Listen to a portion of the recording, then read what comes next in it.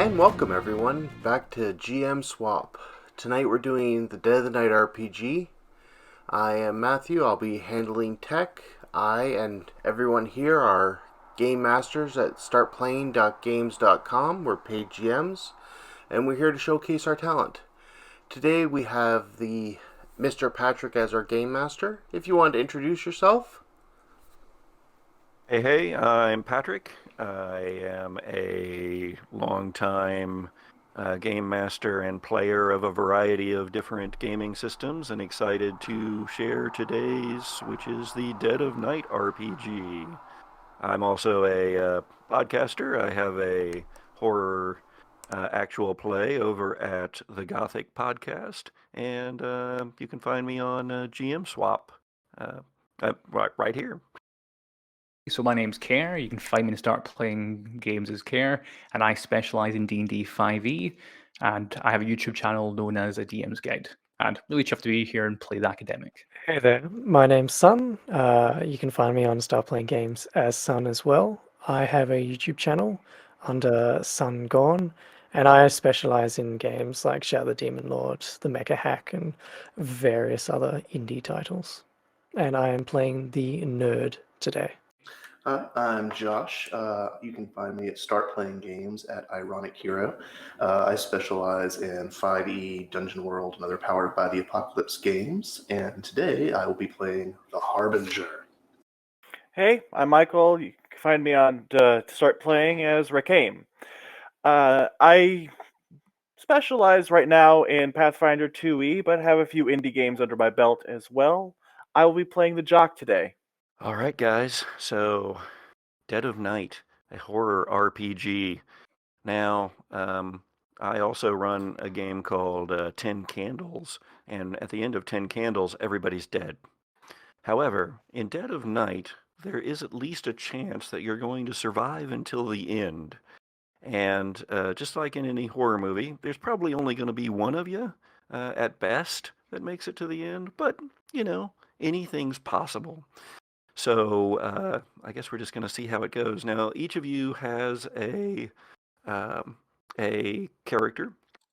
You are an archetype of horror movies. Now, you were given those archetypes, and you can do with them as you wish. You don't have to be a teenager in the woods or even a college student in the woods. Your interpretation of your archetype can go wherever you would like. We're going to find out about those here in a minute as we make our way to our cabin in the woods. But for a few technical bits, mechanics bits on how to play the game, your Dead of Night character has 4 sets of 2 2 attributes each. These are linked attributes. So the first one is Identify Obscure. The second set is Persuade, Dissuade. Persuade, Dissuade. Let me find my cheat sheet. And the third set is Escape, Pursue. Escape, Pursue. And then the last one is Attack and Protect. Assault and Protect. And so those are linked in a way that is kind of cool in Dead of Night. Each of those sets, you have 10 points. And they have to add up to 10 points. So if you have 5 in Identify, then you have 5 in Obscure. If you have 3 in Identify, then you have 7 in Obscure. And so that goes down the roll. Now, you may also notice, though, that some of those numbers don't equal out on the pre-gens that I gave you. And the reason for that is that you have some specializations, perhaps. Those specializations are not supposed to be able to be used all the time, but hopefully less than 50% of the time in any given game. And the way that they work are, before you make any adjustments, you add 2 to the highest score in that set of attributes. So again, going with the identify obscure, if you wanted to have something like a specialization in library research, then and you had an identify of 7 and an obscure of 3, then you would add 2 to that highest number. That would be the 7. So you would have 9, and that's the score that you would have in library research. But you have to take that 2 from the pair somewhere. You could take 1 off of identify and 1 off of obscure to make it 6 and 2. Or you could take 2 off of identify and make it 5 and 3. Easy peasy. When we are making checks, you will be rolling 2d10s over in the dice box, and you will then usually be trying to meet a difficulty number set by me, and that is usually 15, unless there's something unusual going on and I need to set something different. But if I don't say anything, then the number you're looking for is 15. If it is an opposed check, then it works a little bit differently. You are going up against the against 10 plus the attribute score of your opponent. And that opponent could be one of the other players, or it could be, one of my monsters. Not that there's monsters in the woods. I mean, that's just silly. The most you're going to have to fight is like a fox or maybe a raccoon, probably a raccoon. I wouldn't worry about anything else, just raccoons. And anyway, so some of those checks will be risk checks. And I'll say that they're risky. And if you fail a risk check, then you lose a survival point. Each of you has 5 survival points. That number will fluctuate during the course of the game. I have sent you a handout on what you can do with those survival points, but I will go over it real quick here so that our audience can have some idea. So you can gain survival points by leaning into the cliches, especially these cliches of horror movies, teens in peril in the woods. So you can, you can go off by yourself. That's always a good one. Or depending on the circumstances, you could be making out with somebody in the barn when it's really not the appropriate time to do so because scary things are happening. That's leaning into the cliches. And you might also have a bad habit listed on your sheet.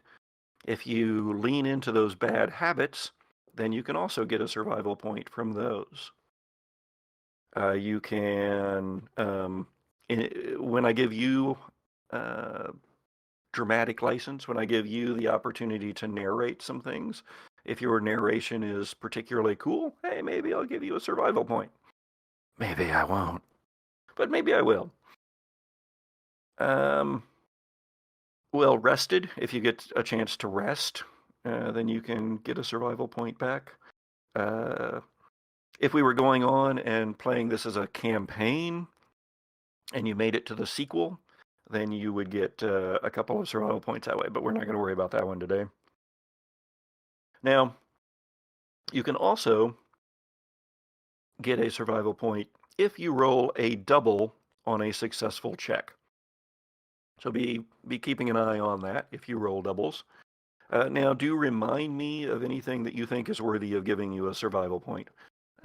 And keep in mind, too, that the more survival points you have, the longer this game will go, and our audience may not want to stay up until the wee hours of their morning, whenever and wherever they happen to be. Now, spending your survival points. You can choose to spend survival points on things like inspiration. You can flip one of your attribute pairs. You have a really good identify but a bad obscure, and you need to, keep something secret. You can spend a survival point to flip that pair around so that you have the 7 in obscure instead of identify. But that will stay that way for the rest of that particular scene, so you're kind of stuck with it for a little while. You can do That Never Happened, where you can re-roll a single check, but you must abide by the results of the re-roll.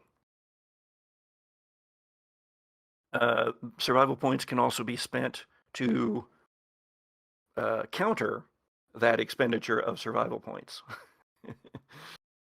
And you can, let's see.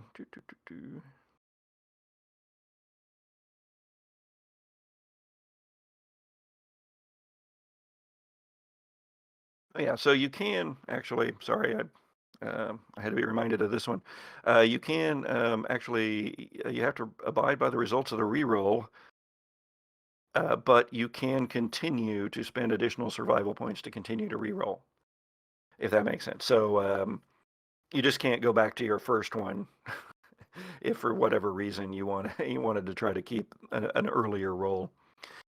You can spend a survival point to interrupt another character's action or to gain the initiative. You can spend a survival point to negate another character's survival point expenditure. And you can also spend a survival point to introduce a new element to the story. Has to make sense, has to flow with what we've already been saying and what I've already established as the game master, but you can certainly do so. An important clue or a fact about a monster or something, I might allow you to spend a survival point to alter those things. There's also one called I've Got Just the Thing. You can spend a survival point to find, own, or otherwise acquire a useful item of some description that fits, again, within the story and the location that we have. Unlikely that you'll find a rocket launcher in the basement of the cabin, but chainsaw? Sure, maybe. And also, if you want to buy new specializations as we're playing, you can spend 2 survival points to do so. All right, so that's survival points. If you lose a risk check, like I said, you lose 1, and the tension goes up in a scene. So Dead of Night also uses a thing called tension points, and you can see those on the tension tracker over there on the screen. And we have tension points and we have tension level.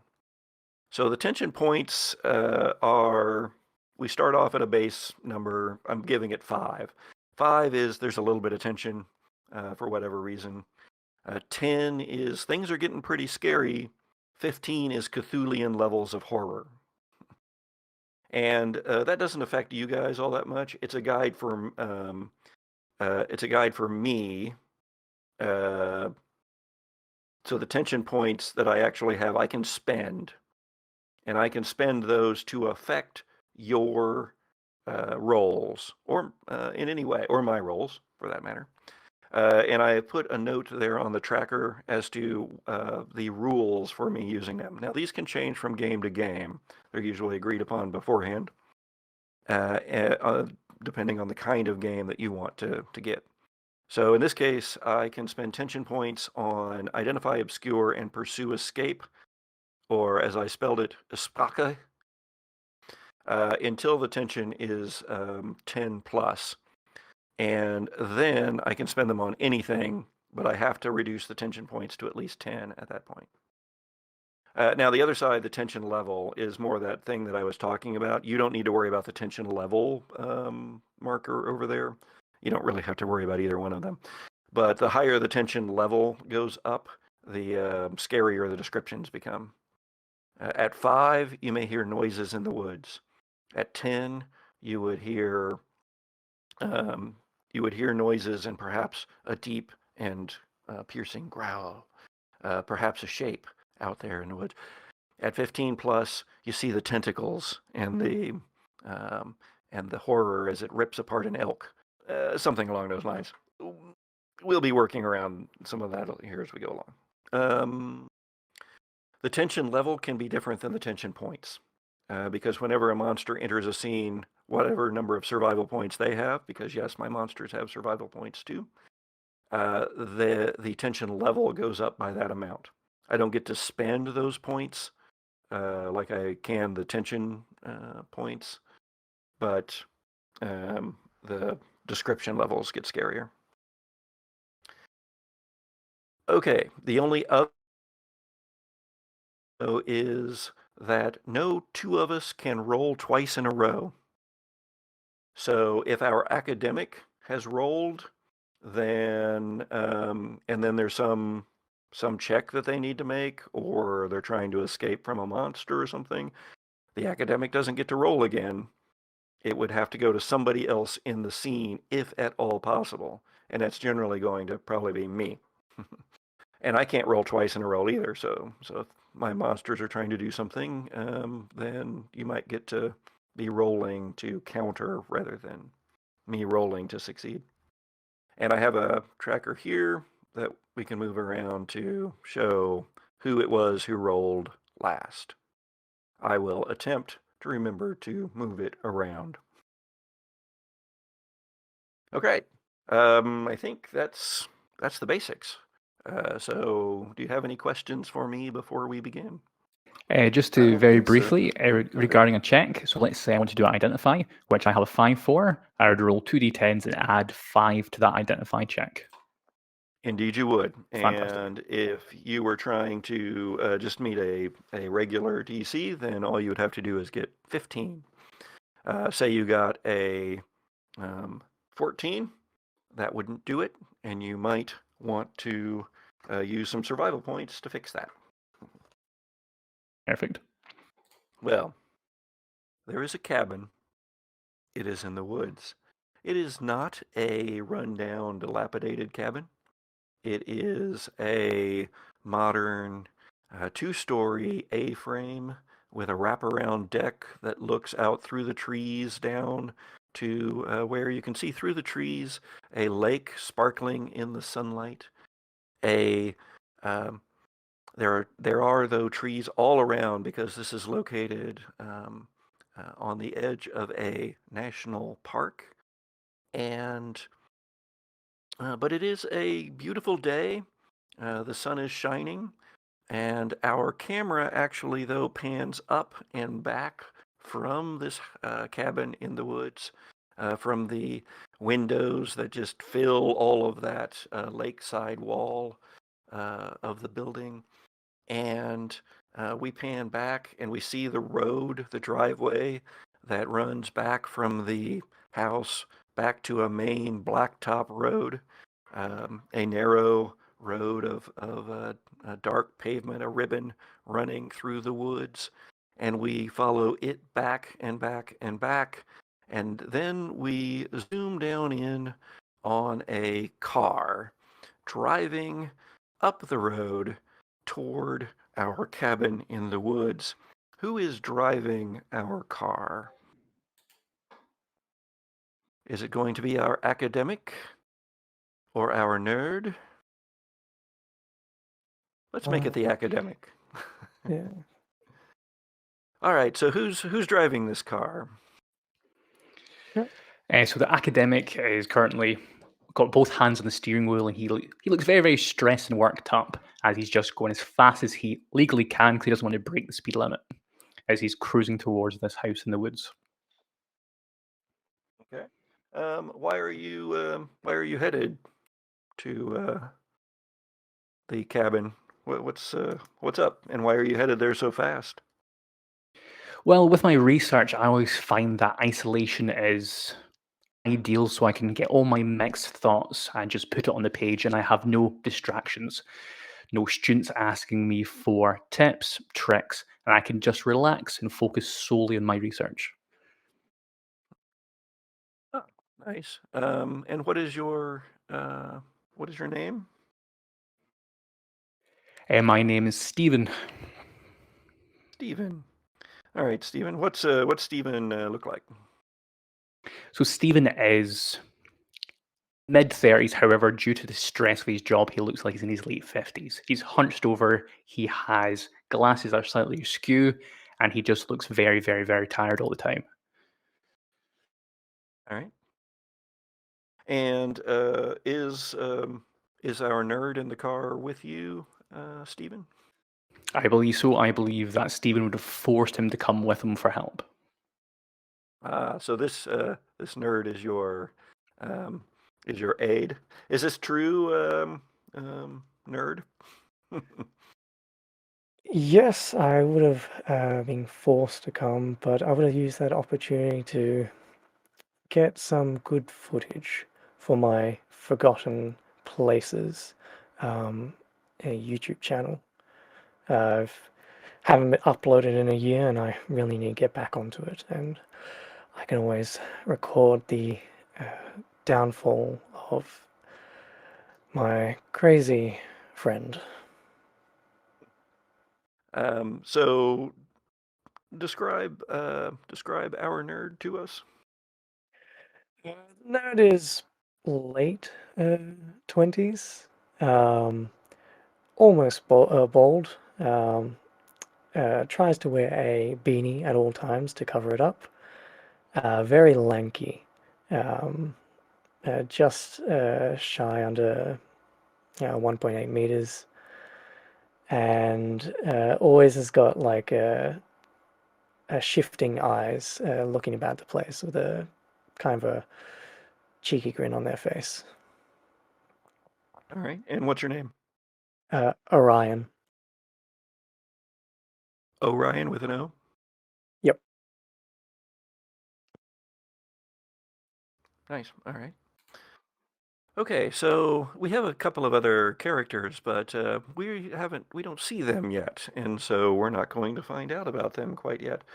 You two are driving down the road. You're moving at a pretty good clip. The trees are close beside on either side, but the sun is shining bright and the sky is blue, and it is a very lovely day out. What are you guys talking about, if anything, as you're driving along, or are you driving in silence?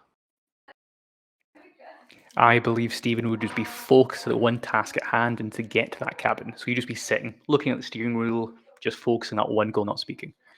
And Orion would be pointing the camera towards Stephen and doing a bad impersonation of David Attenborough. And here we have a person going through their early midlife crisis as they're barreling down the roadway to go to some shitty little house, probably pushing the camera towards their face. Okay. Stephen just taking it. Of course, at this moment, a deer leaps out from the trees and sprints across the roadway. Oh, heavens! Stephen, our academic, I believe that you're going to need to make a risky roll, actually, already so early in the game. A risk roll, and let's call it, unless you can argue for something else, let's call it an escape roll. I was going to suggest perhaps protect, because he doesn't care about Orion. He just wants to make sure that he doesn't damage his car because he can't afford to buy a new one. So he just wants to make sure that his car's not damaged anyway. He doesn't care about the deer. He doesn't care about Orion. He just wants his car to be protected. Okay. I will accept that, absolutely. So go ahead and roll 2d10 and then add your protect score to that. So that'll be 23. 23. That well beats the 15 that you need to hit. So, and since it does so, go ahead and describe what happens. So as you can just see Stephen's eagerly looking directly ahead, he sees the deer come up. He looks at Orion's camera and they just do a quick steer left and right as he narrowly misses the deer and continues to follow in the opposite lane of the road. Okay. Shit. Stephen. And how do you react? I didn't know that you could swerve like that. What did we miss? You just see Stephen turns around. Well, if you were paying attention to the road, you'd have seen that deer from a mile away. As he continues driving, squinting his glasses. All right. Well, we're going to go ahead and cut to you pulling into the to the side of the cabin, the A-frame. This very nice looking A-frame. Orion, you didn't expect that.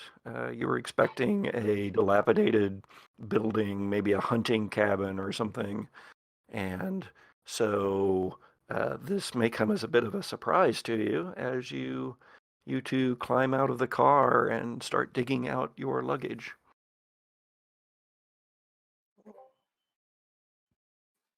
This looks like some Scooby-Doo shit here. Where are we putting all this luggage? Well, first things first, we're going to go into the back room. We're just going to get as much as fast as we can. Time's ticking, time's money. He tries to nudge you to get into the car as fast as you can. Yeah, I'll do that. All right, so you guys get unpacked and you get all your luggage into the house.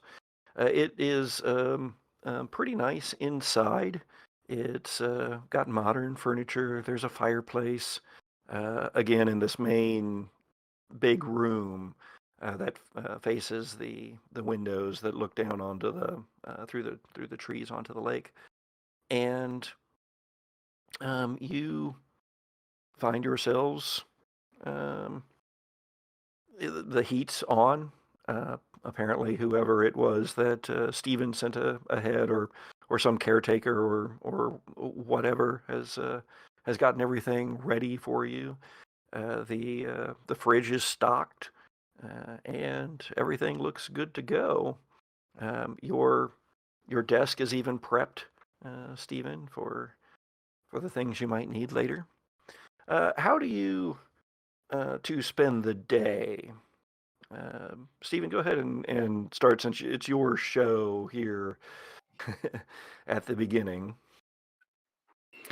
So as Stephen walks inside, he looks over everything, just makes sure that everything's immaculate and well clean, and looks around and just rubs his finger against different parts of the furniture to make sure there's no dust. He just watches Orion empty the car as he walks around. There's a big deep sigh, and then he's going to walk into his study and look around, and he's going to sit back for a moment and just make sure there's utter silence. And then he places a blank piece of paper on the desk, sits down, and just stares at the blank piece of paper. A big deep breath, Okay. turns around and figure out what Orion's doing. I dump all the luggage loudly in the room with Stephen. Well, it's all here. Do you want me to be quiet and leave you alone? Yes, that would be fantastic. I want to Very leave. well. I'm on going. my own. I'll look at this place then. Might as well get some establishing shots. Okay. So as Stephen settles into his desk to get some work done, we see Orion heading out and around, getting some, checking out the cabin.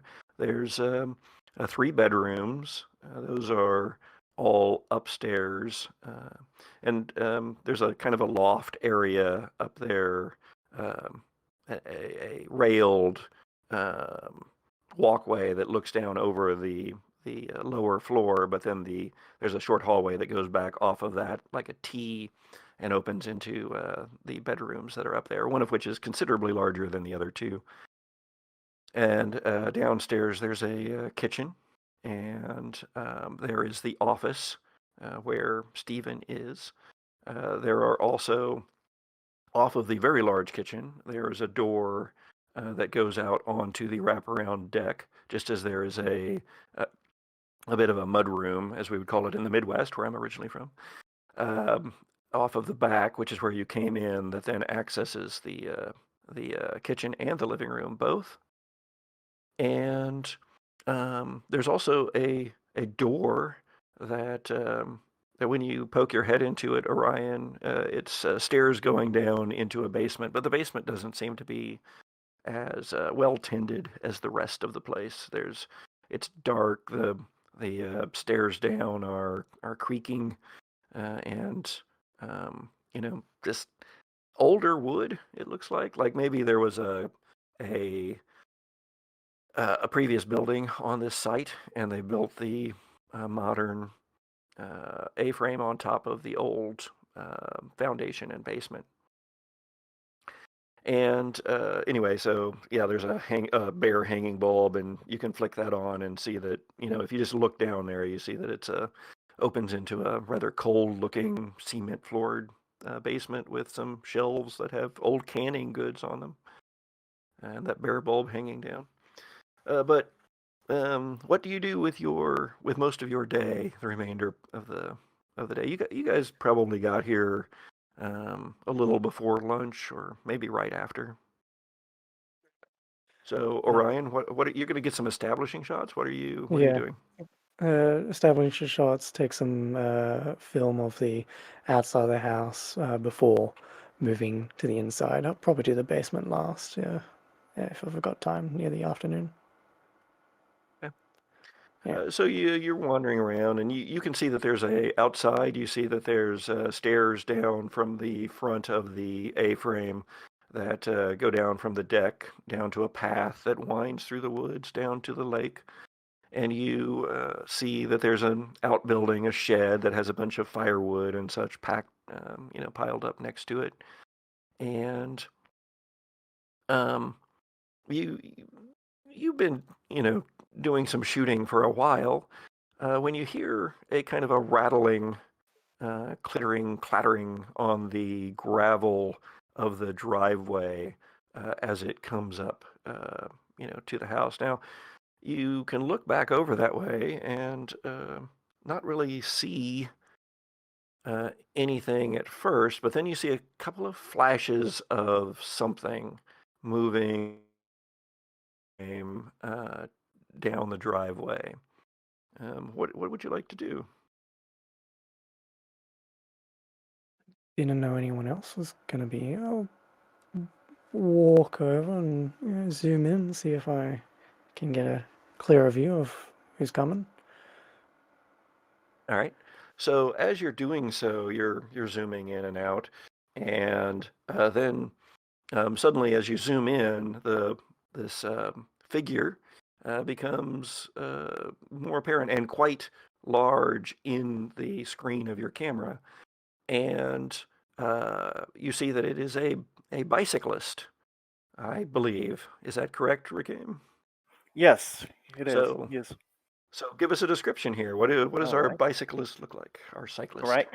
He is seems to be in late high school, well built, and has a good bunch of stuff in a giant backpack that he is cycling with.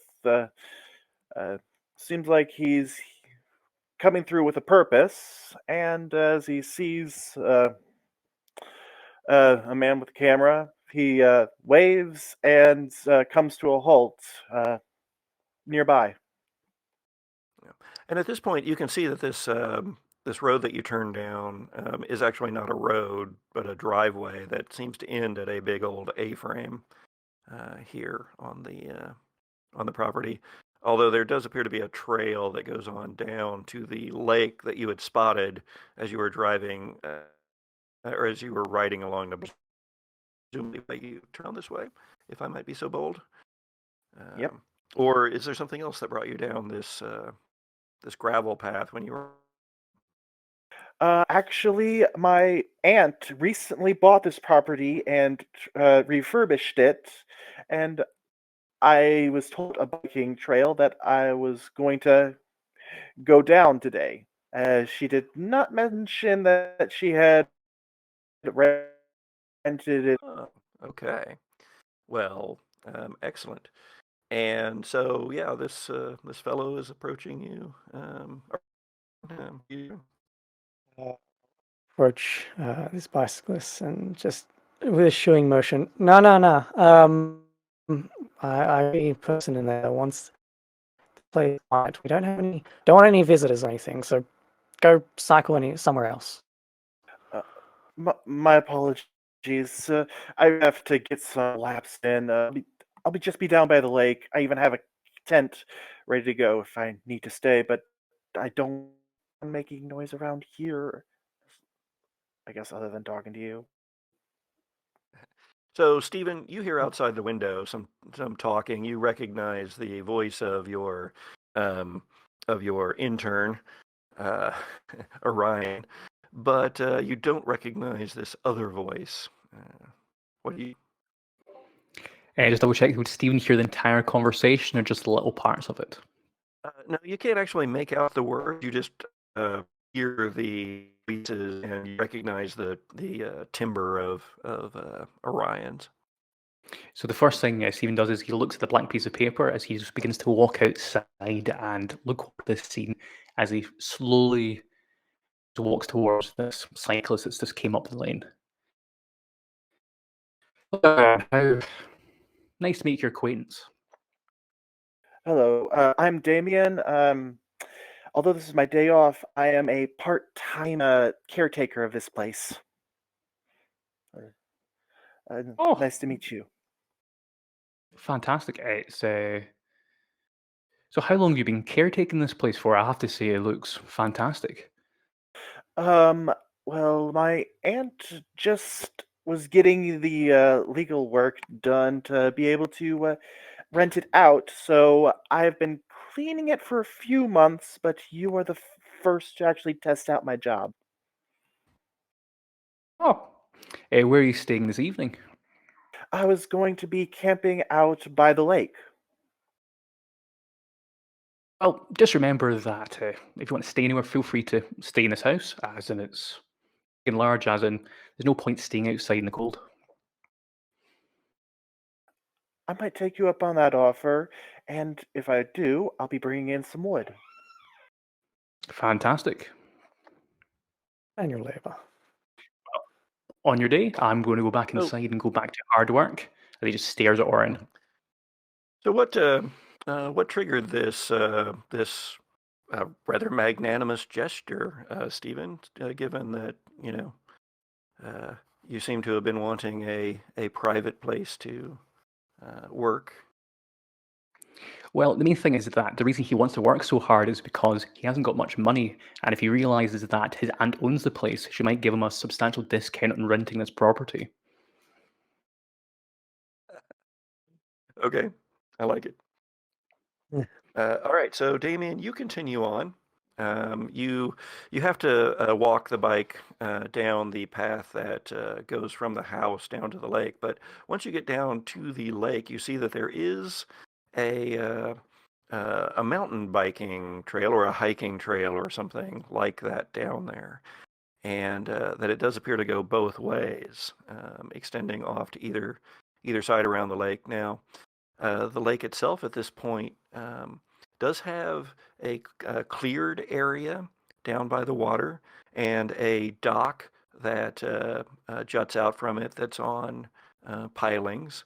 It's not a big dock, but it goes out 10 feet or so, and there's a kayak tied up next to it, as well as a canoe.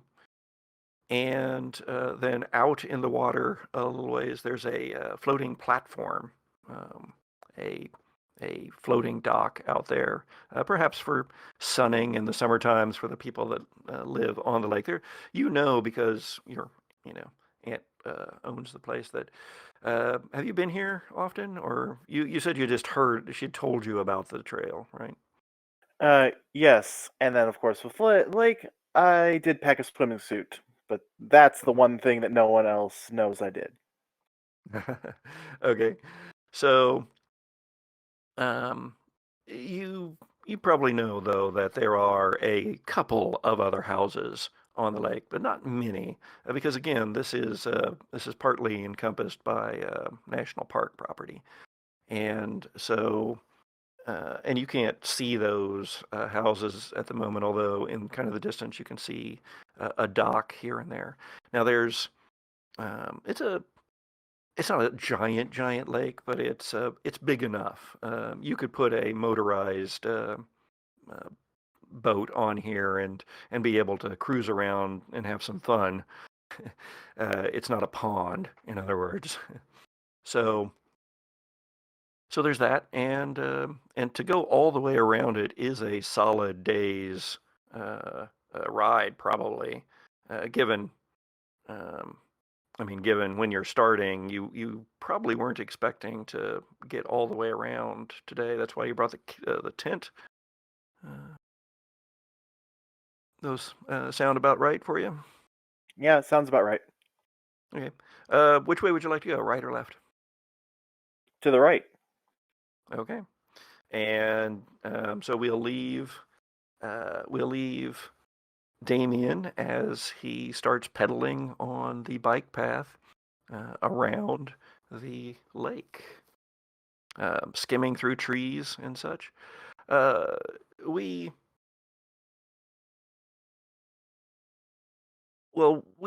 definitely see, but he certainly does not see the shadowy shape that seems to watch him from behind the trees off to the right.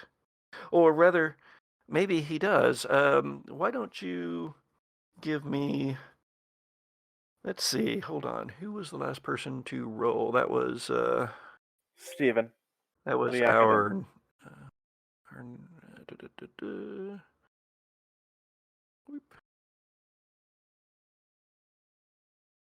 Okay. So why don't you, Damien, our jock, give us an identify check? You got it. That is an 18. Okay. 18. Let's see.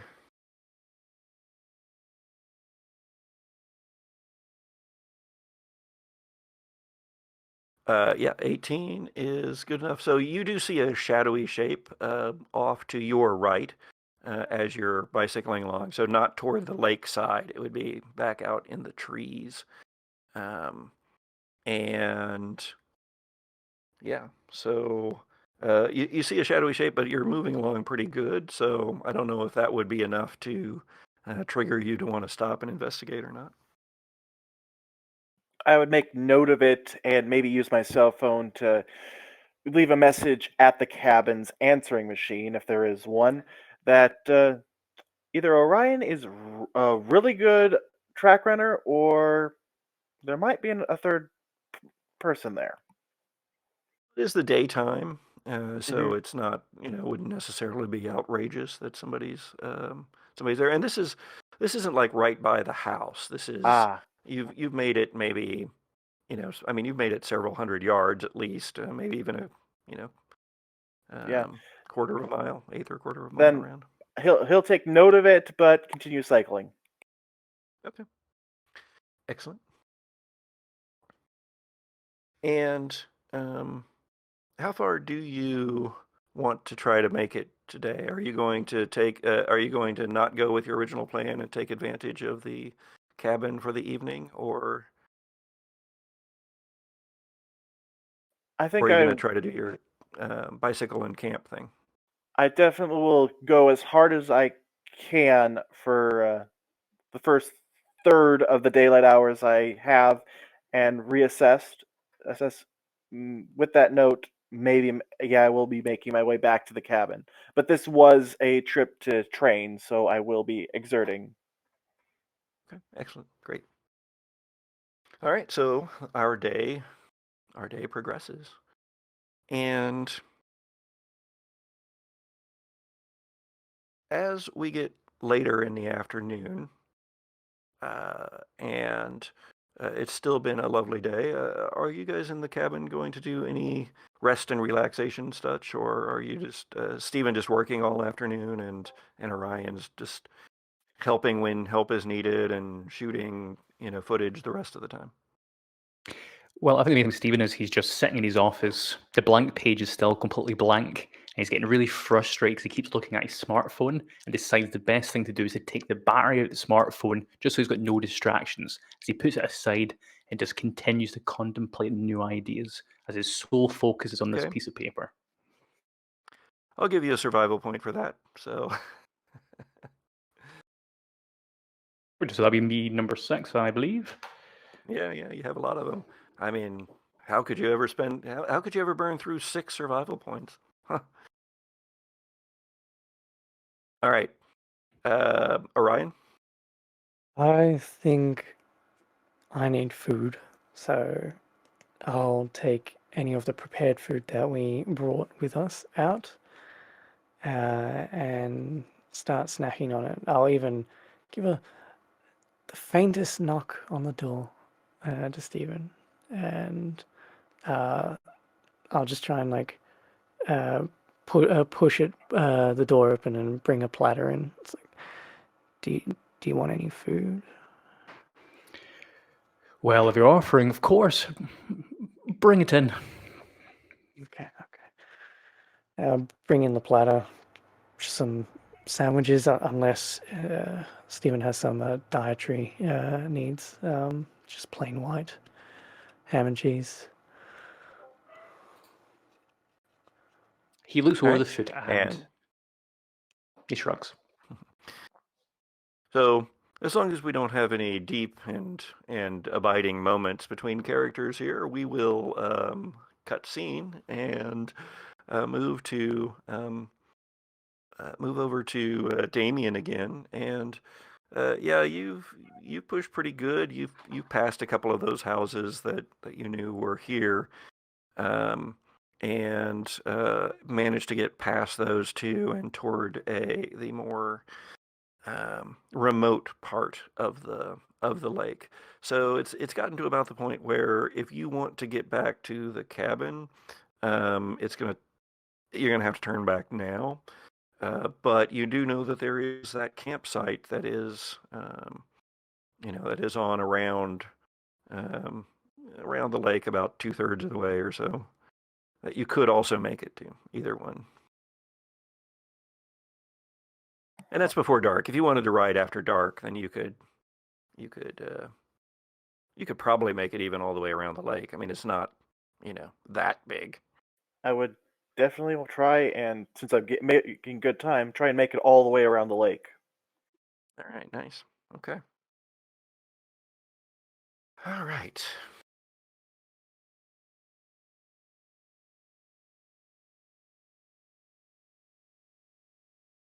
Sorry for the pause there. As the sun sets in there have been some clouds that appear just in time for the sun to glance off of them, creating a beautiful sunset scene of oranges and purples and deep reds. And you're able to catch this, Orion, on film. Mhm. Have you? Do you review any of your footage during the day Yeah. as it goes, or do you just record? I definitely record, just a batch record, and then probably during lunchtime I'll review it, and probably at nighttime I'll review it too. So probably sometime after the sunset. All right. Give me an identify check. Okay.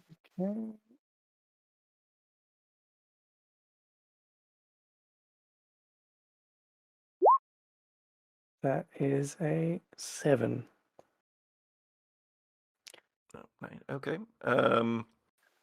So yeah, you checked the noon footage. That's the one with Orion on it, and you think you've got some pretty good shots there of him like riding the bike away down through the trees, which yeah.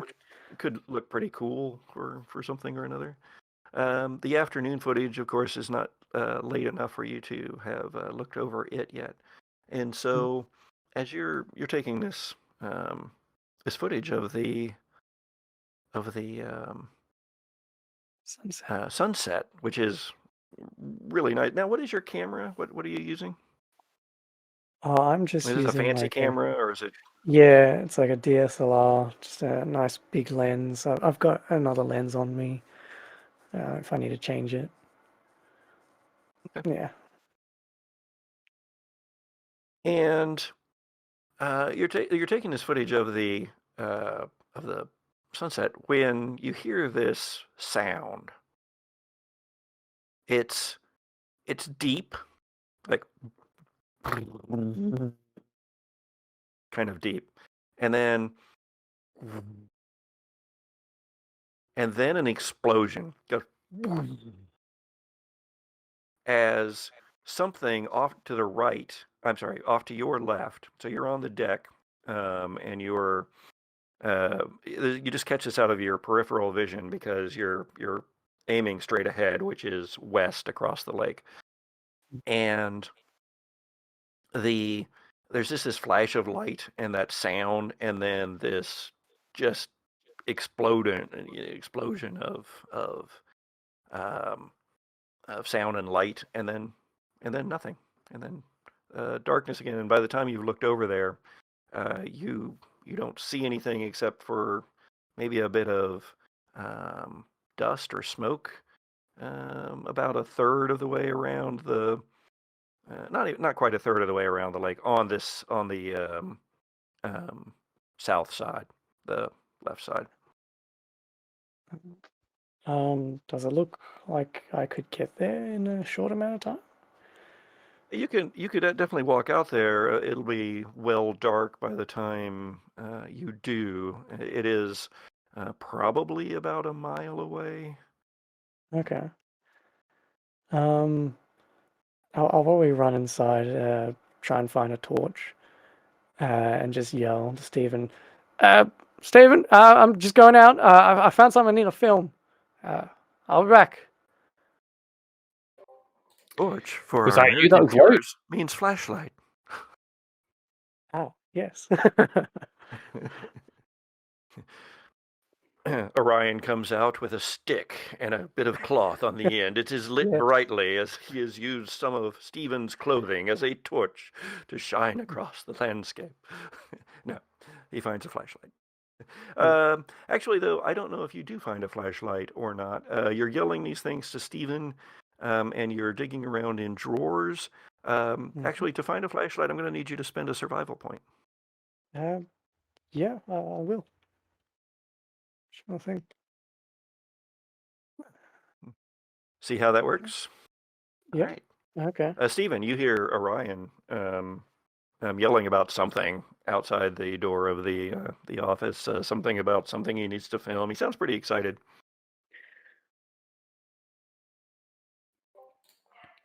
He tries to shout back, but he doesn't hear any recourse. He just continues on with his studying. Well, if you don't see me in a couple hours, I don't know. There's some sandwiches in the fridge. I'll be back. I head out. You're a grown boy. You can do this. All right. Excellent. Now, Damien, you are pedaling, and you've been pedaling pretty hard.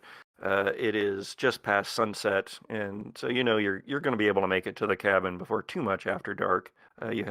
You were hitting that trail really pretty hard, and you know, to the point where you weren't, you know, looking at the pretty scenery or sights along the way. Although there was a nice, on the far side of the lake, there was a nice viewpoint, kind of a cliffish thing that looked out over the lake to the east.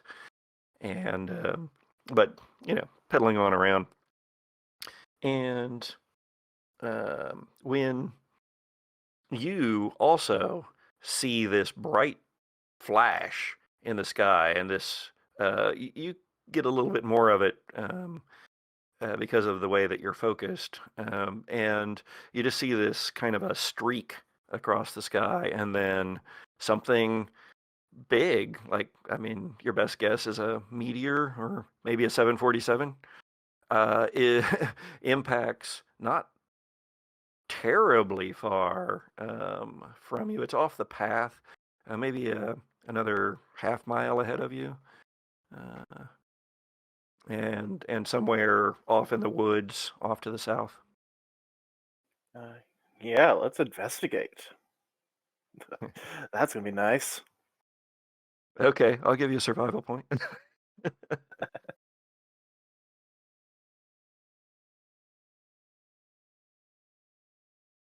Okay. So Damien, you're going to, because you're on bicycle, you're going to get to roughly the area of the path where you're going to have to break off and go through the woods a lot quicker than Orion is going to get there. So you're there. It is dark. There is still the sky itself is still on that verge between day and night, but here in the woods, it's quite dark. Do you still want to go into the woods? I will, especially since I have a camping lantern. I yeah. planned for this. It's it's not powerful, but it was set up to give myself light for maybe 10 feet around it for a campsite. Sure, I'll give you that for a survival point. All right. Great. And so you fire up your, is that battery powered or propane, or what do you got there? Battery powered, and I made sure to grab new ones. Okay. I'll give you a survival point for it being new batteries. Or not give you a survival point. Take a survival point for it being new batteries.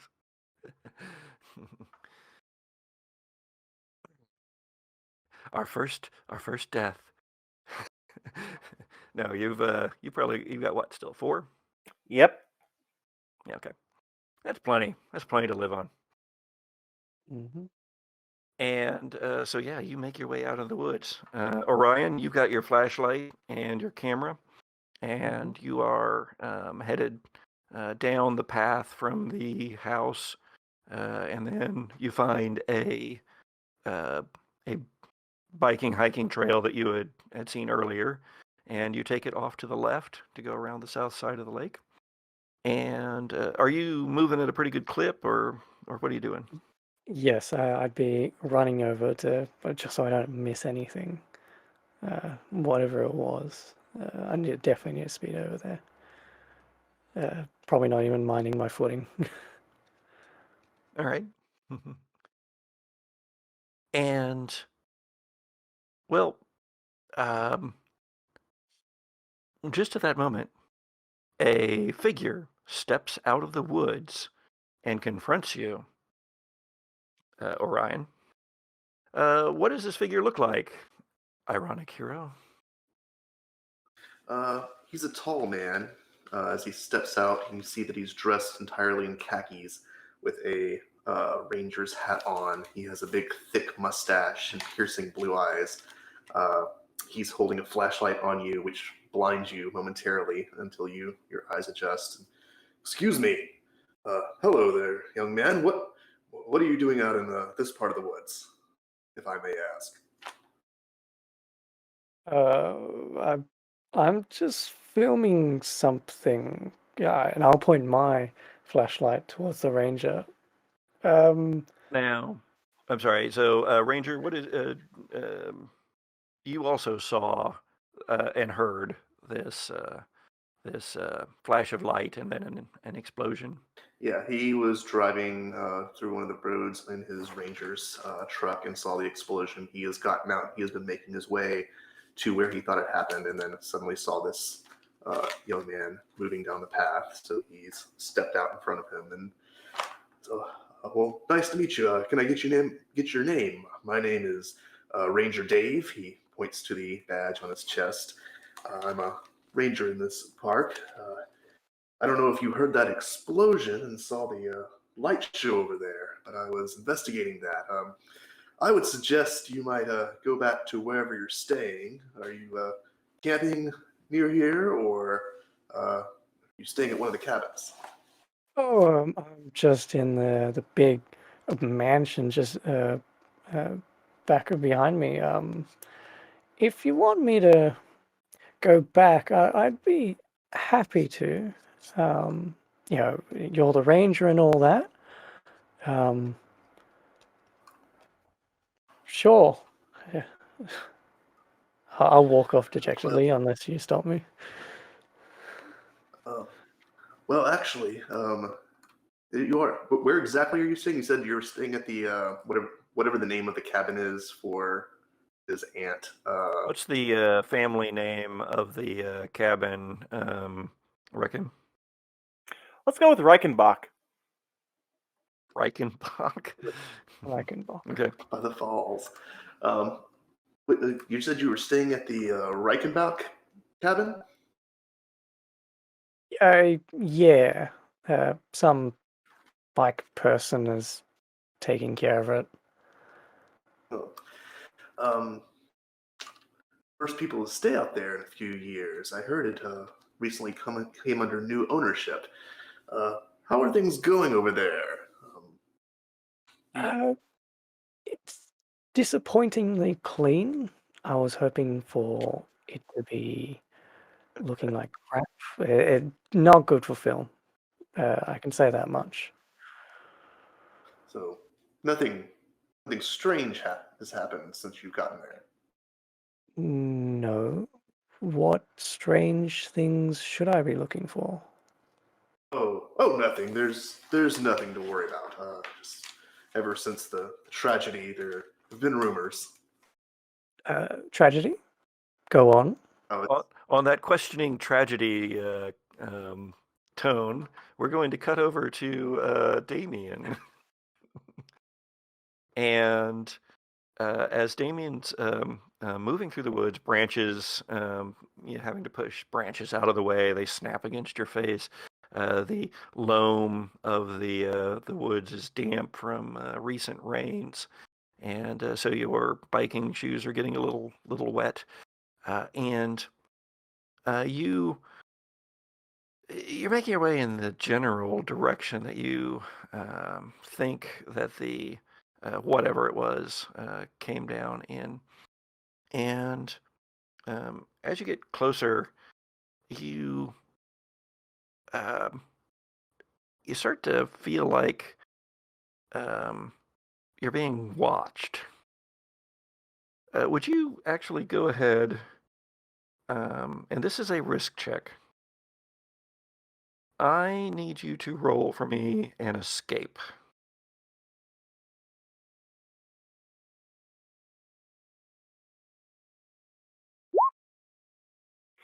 That is a Success. 6. Yes. Yeah, this is Total? not. Yes, total of 6. Total of 6. Okay. Now, because I want to confirm that this is okay with you for your character. I am going to take away your character agency for a moment. Okay, go right ahead. And you are back on the trail with your bike, riding up on two figures in the dark. One wearing a ranger hat and the other carrying a camera. Orion? Is that you? There's the bike person, the caretaker, Ranger Dave. What are you doing out here? Have you finished your cycling? Yeah, I was about to get back to the cabin, yeah.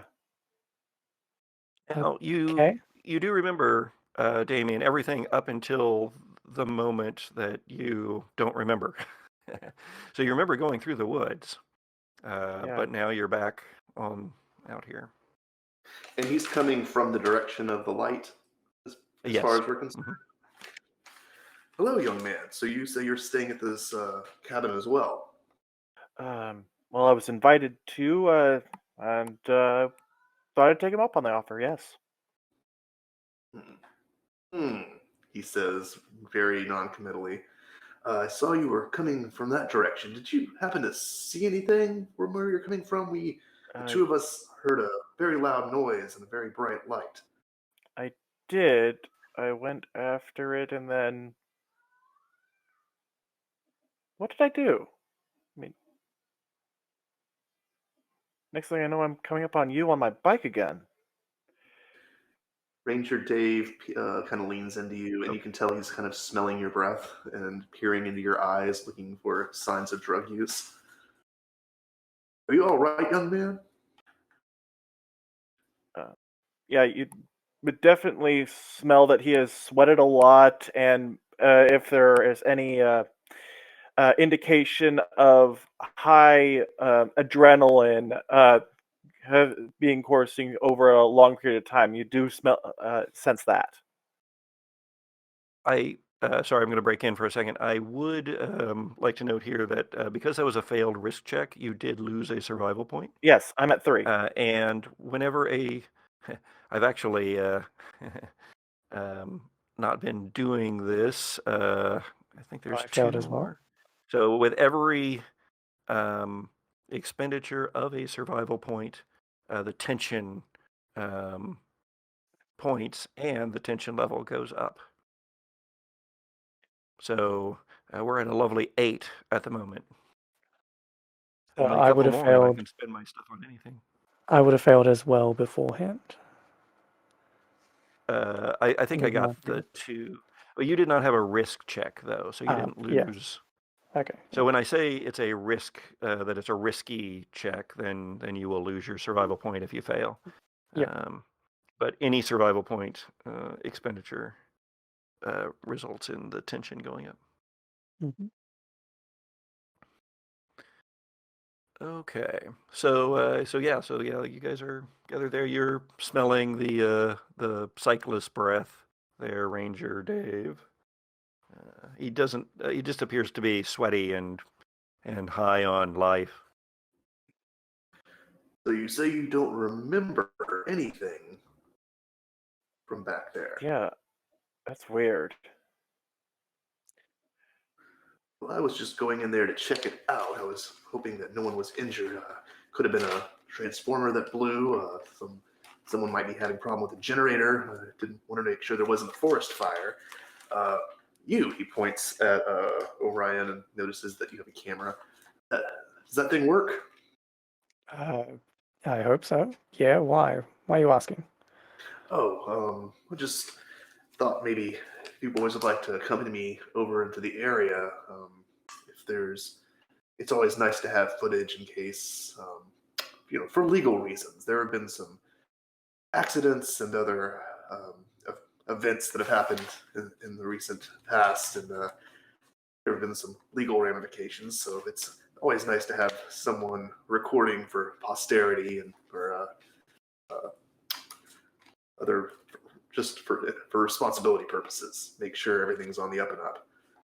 Is that all right, young man? Yeah, that's fine, as long as I am the only one that holds it. And we're skipping over tragedy. And now I'm hearing all this. It's nothing to worry about.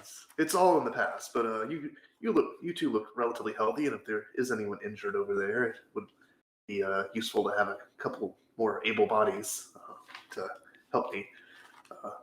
You boys want to come along? Fine. Orion, would you be so kind as to roll me a non-risky identify check? Okay. Ranger Dave, what is your obscure? My obscure is 6. Okay. So you're looking to hit 16. 7. 7? Yep. I can't raise you high enough. So I can actually spend my tension points on lowering your scores, but I can also spend them to raise your scores if I think it's narratively interesting.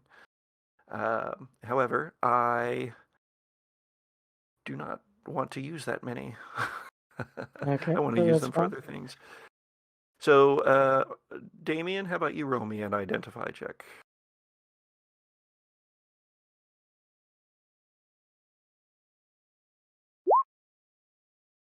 That's a 9. Again, not risky. Yes. Do you want to spend 6 points? I don't know, so never mind. Never you guys mind. Whatever it was you might have seen or heard, or whatever it might have been that Ranger Dave, has going for him there. It's nothing to worry about. I wouldn't concern myself. I wouldn't concern myself at all. No, I just hope it doesn't happen again. Well, Steven. on that ominous note. Yeah, on that ominous note, as our trio begins walking back toward where presumably Damien just came from, we're going to go back into the house. Now, Orion left before full dark, and so he didn't turn on any lights. The only lights on in our cabin in the woods at the moment are those in Stephen's office.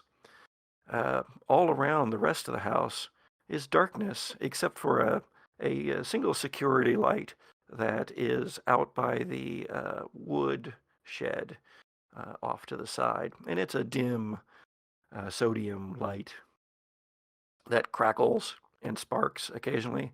And out there, in fact, we see that light snap off suddenly. Stephen, you're in your office working. You know that Orion has taken off to do whatever it is that Orion does when you don't have immediate need of him. And you hear something outside the office window.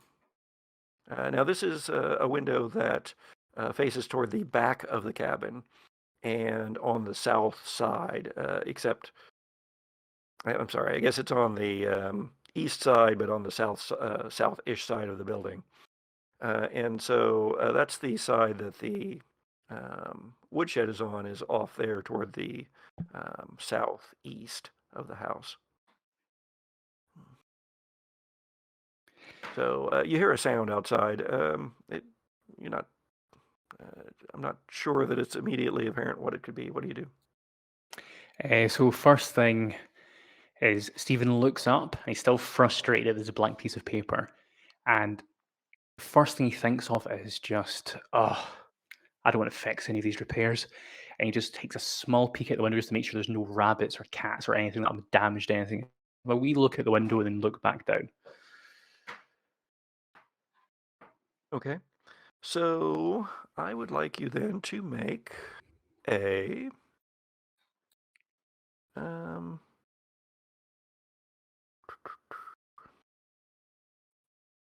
this will sound kind of this will be kind of weird, but make a pursue check. Okay. You are pursuing information. So that's a 20. That is a 20. Mm.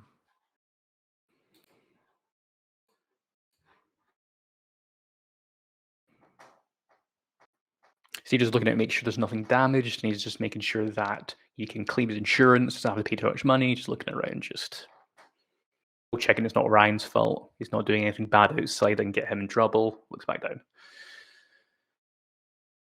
All right. So you're looking out the window, and you go up to the window just in time to see the light flicker at the woodshed. And it's kind of, the angle's kind of hard to see for sure. But the light flickers out there, and you see right before that happens, almost right as the light is going out, you see a figure. You see a figure standing there. It's almost unmistakably a person, except it can't be a person.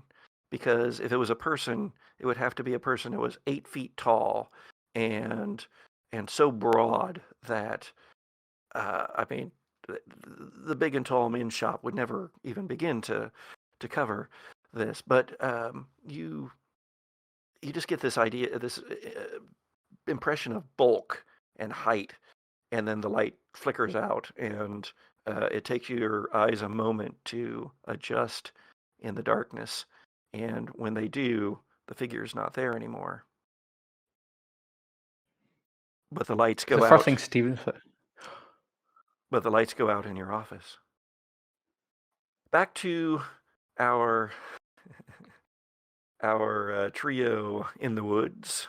You guys have made it to where Damien went into the woods before, or that rough area. What are you gonna do?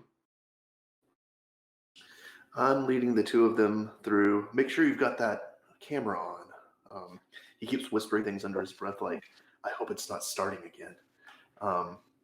You boys didn't hear any strange noises recently, have you? No. No. He points at Damien, you check over behind those bushes, and he points at Orion. Keep the camera on. There's a copse of trees over there. You might want to check. I'm gonna go up over this embankment and check some things out. If you hear anything, just yell out loud as you can. And if you see anything strange, for God's sakes, don't approach it. I'm gonna need an interview with you tomorrow on this. Well, it's been a few years since I've been interviewed by the news. I would love to. Yes, news. I shall go to that bush.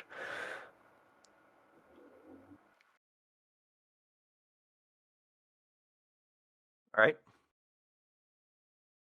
And you continue on. Now, I'm going to need all of you, the three of you who are out here, to make an escape check. This is a risk check.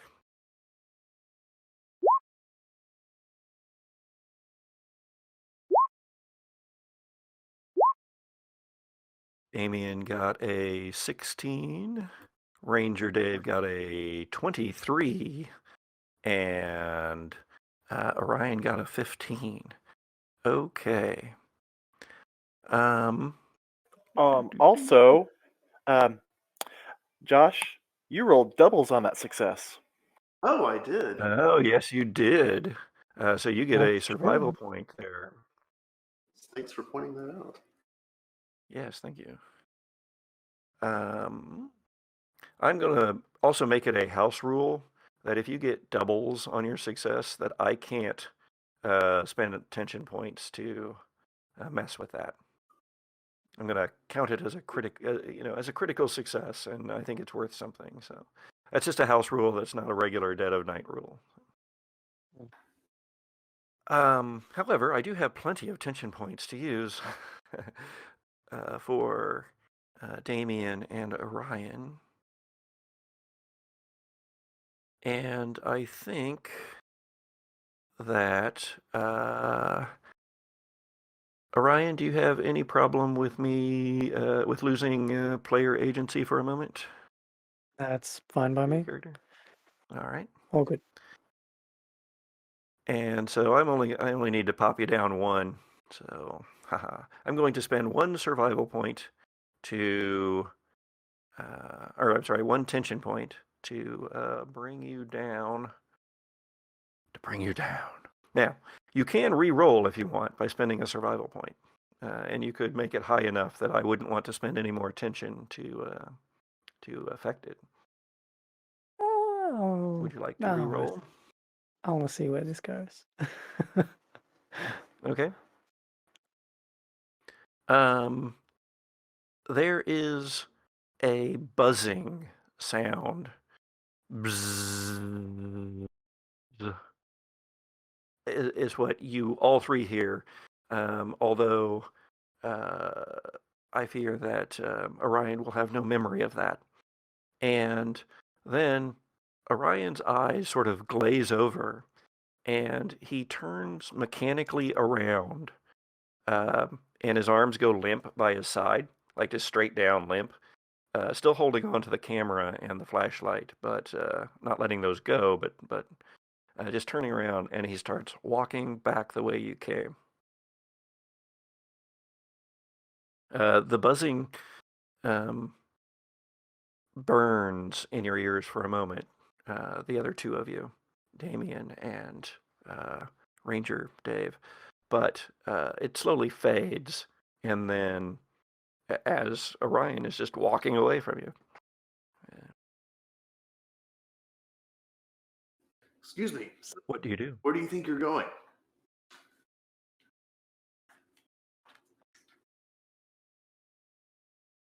He continues walking. Since he seems like he's moving strangely, Ranger Dave is going to stalk up to him and try to grab him by the shoulder since he's walking away.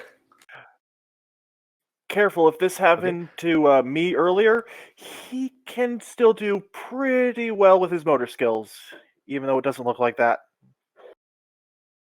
I was on my bike after all. By the way, don't forget, Orion, that that was a risk check, so you lost you did lose a survival point after all, anyway. Yep. Okay, so Ranger Dave, you put your hand on his shoulder, and he jerks away and tries to keep walking. Are you going to try to hold him there, or? Actually, I'm going to follow him and see where he goes. See if he ends up the same place as last time. All right. So, how about you, Damien? Are you going to continue forward or follow Ranger Dave and Orion?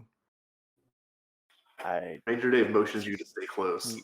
Yeah, but then I go through where are we doing something? I'm not staying out here by myself. Following. Okay. You could have gotten a survival point there. I know, but also, I don't have something to pick anything up with. All right. So as you follow Orion back into the woods from whence you came, back at the cabin, Stephen is in a dark now office. How are you feeling about that, Stephen? So the first thing Stephen thinks is like, oh, Orion pranking me to get some good footage. Oh, just like the boy. What I'm going to do is I'm going to get something really scary to scare him. So I was going to try the best to rummage to find something heavy, perhaps a golf club or something just to frighten Orion when he surprises for the hidden camera prank. Sure. What is it you would like to find for an expenditure of a survival point? I would say a golf club.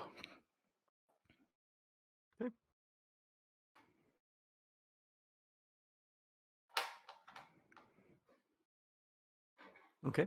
So so that's there's a closet, and you look in there, and it's got one of those old bags, one of those old golf bags in it.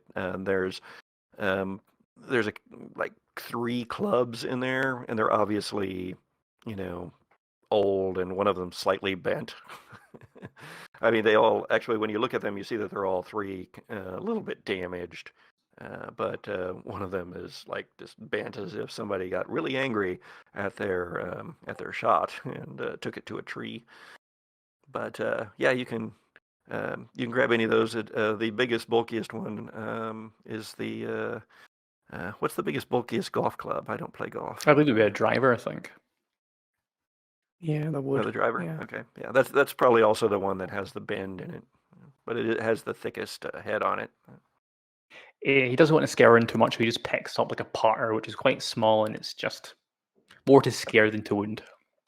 Nice. All right, so yeah, you've got your putter, and what do you do?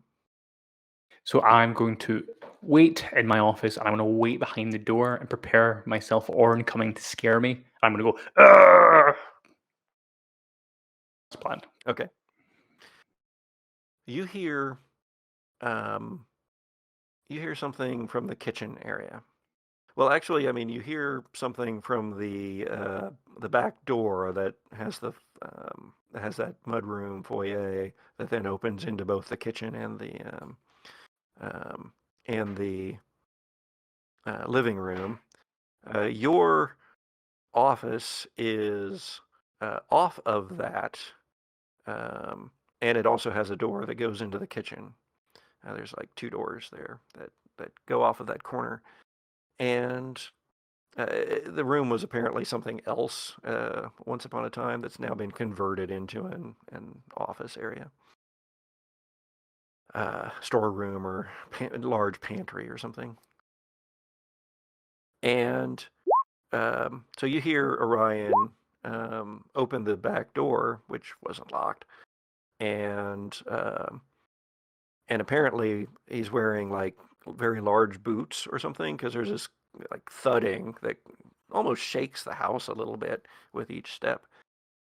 And then you hear Orion go into the kitchen, and you hear the door of the refrigerator slam open, and then you hear a bunch of glasses and such falling off of the shelves, glassware and such falling off the shelves from within the refrigerator is what it sounds like. As Orion apparently is quite hungry and is going through the kitchen. So as he's sitting there, Stephen's like, that bastard's going to pay for every piece of glassware and cutlery. And he's going to wait in silence, holding the golf club to scare him. He's not going to move anywhere. All right.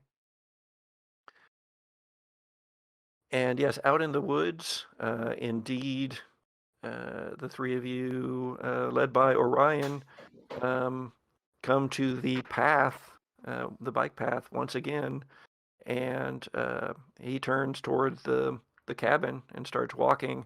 And a few steps in, he stops and looks around and has agency again.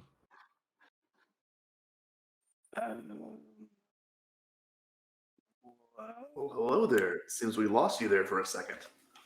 Yeah. What are we doing? Right in the middle of pointing at Ranger Dave, it happening again. Oh. No drugs. I'm totally against drugs and all that. Apparently, he knows a bit more of what we've experienced. I'm pretty sure I was under the same type of heard strange noise and then lost memory time. And found myself. I don't know anything. Just rumors. Just rumors from the last time it happened. Can we know what, even clues to what the last time happened? Well, It was a few years back. Ranger Dave. My bad habit is to speak cryptically, even when it would help to speak more clearly. Yeah. So Ranger Dave, take a survival point for your bad habit.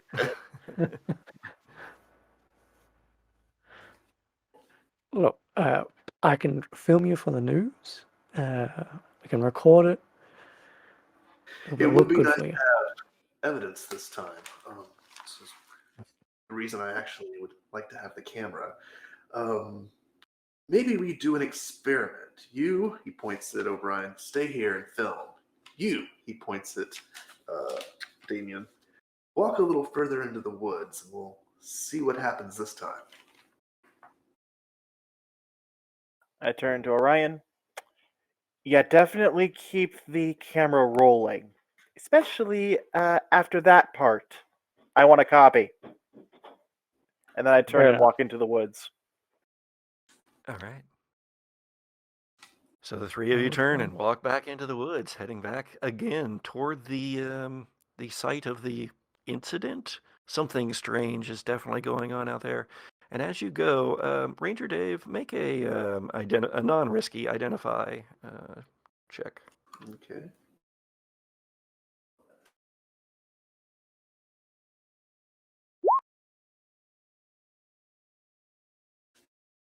Got a 6. That would be a lovely, lovely 6. Would you like to? You've got a lot of survival points there. Do you want to re-roll? Sure, I'll do a reroll. That costs 1 point. Yes. That is a 12. 12. Alas. However, let's see. Sure. Let's see. Oops. All right. I'm going to spend 3 tension points to raise that to a 15.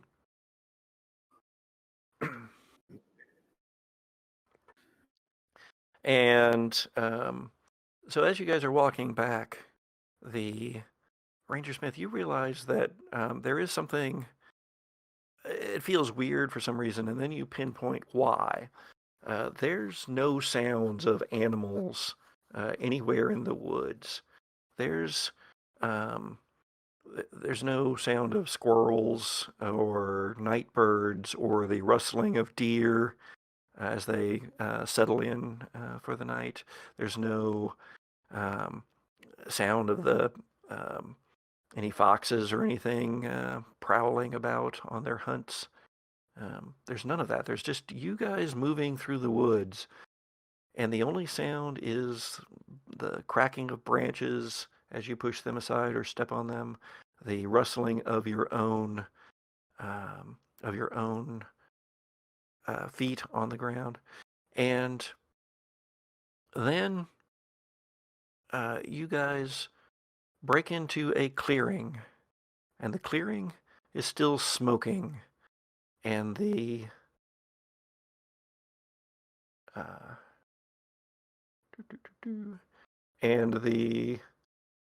sorry, there we go. Okay, and the hole is still there. There is a crater in the midst of all of this. There is a in the middle of the forest here with the trees, pines towering all around, with the clear night sky sparkling with stars above. There is a clearing, a crater, and it's new, and there is a bit of smoke emanating around it, or steam, or maybe it's just dust hanging in the air. It's kind of hard to tell from the because it's all backlit by the green pulsing light that is in the base of the crater.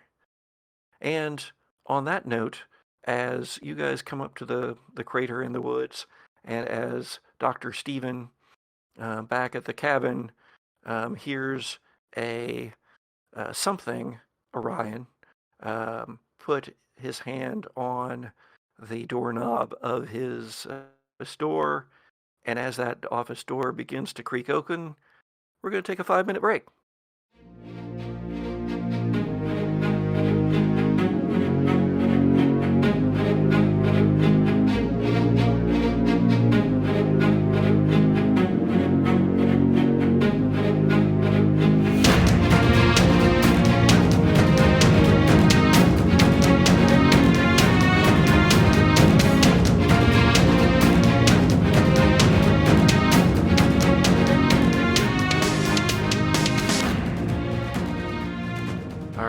Welcome back, everybody. We have our characters in a number of different positions of possible harm. We have Ranger Dave and Orion, the burgeoning filmmaker, and Damien, cyclist, all out having just discovered the crater of whatever it was that came from the sky earlier in the evening. We have Dr. Stephen back in the cabin by himself in the dark, waiting for whom he thinks is his pranky, intern Orion to come into his office so that he can scare him with a putter. And we do have our group are divided up here, but whenever a monster enters the scene, the tension goes up by the number of survival points they have remaining. And so that's going to be effective tension at 14. And I'm going to translate that across the board for everyone. Sort of another home rule here, so that when one is at high tension. Everyone will sort of be. So let's return for the moment to Dr. Stephen. And the door of your office from the kitchen swings open, and a figure fills it from the light, actually, interestingly enough, of the refrigerator. Just a small light glowing behind. You can see spilled food all over the kitchen floor. But in fact, that's kind of hard to see because this figure fills the door frame. In fact, is kind of ducking down in order to come through the space. And all you see is the silhouette. Again, that bulk, that height that you saw outside. But now it comes with the sight of this furred creature, fur all over, covering it, with only parts of its face uncovered, where you can see the eyes, deep set eyes, looking out at you, and the smell of it, the mustiness of the smell of this thing's fur, a sort of a woodsy rot kind of smell, but there's something like a tang of something kind of like almost like blood in that smell as well. And it's not Orion, Dr. Stephen. So as soon as the door opens and Stephen sees this, Stephen's not a fighter, so he's going to try to break the window and jump through it and run as fast as he can. Okay, that is going to be an escape. And yeah, go ahead. And let's see, who was last? Oh, you were last, actually, to roll. So that's going to mean that I get to do this roll. Let's see. So I'm rolling my pursue against your escape.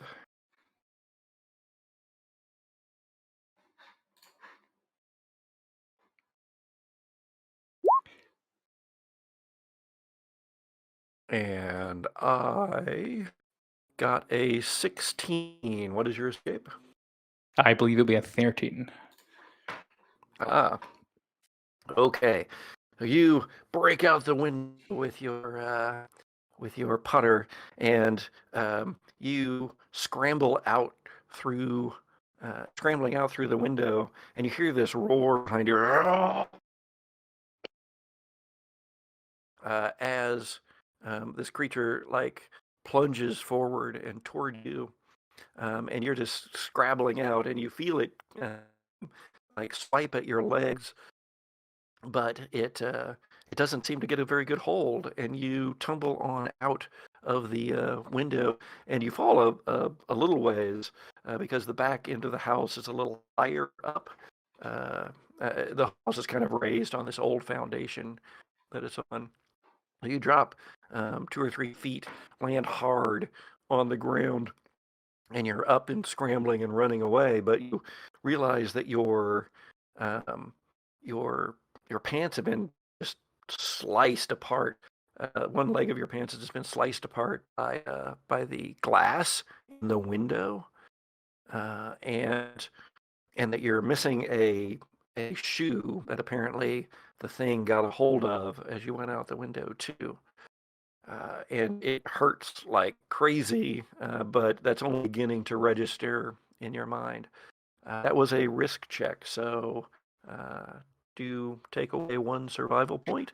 And my tension points just went up by 1 as well.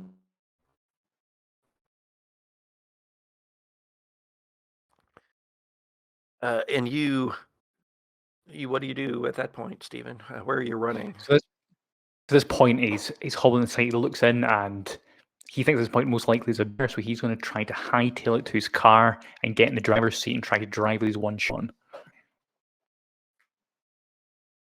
All right. Now the effective tension does drop. Back down to 9. Actually, drops down to the effective the tension points, which is 6. All right, so you're headed for the car. Yep, heading for the car.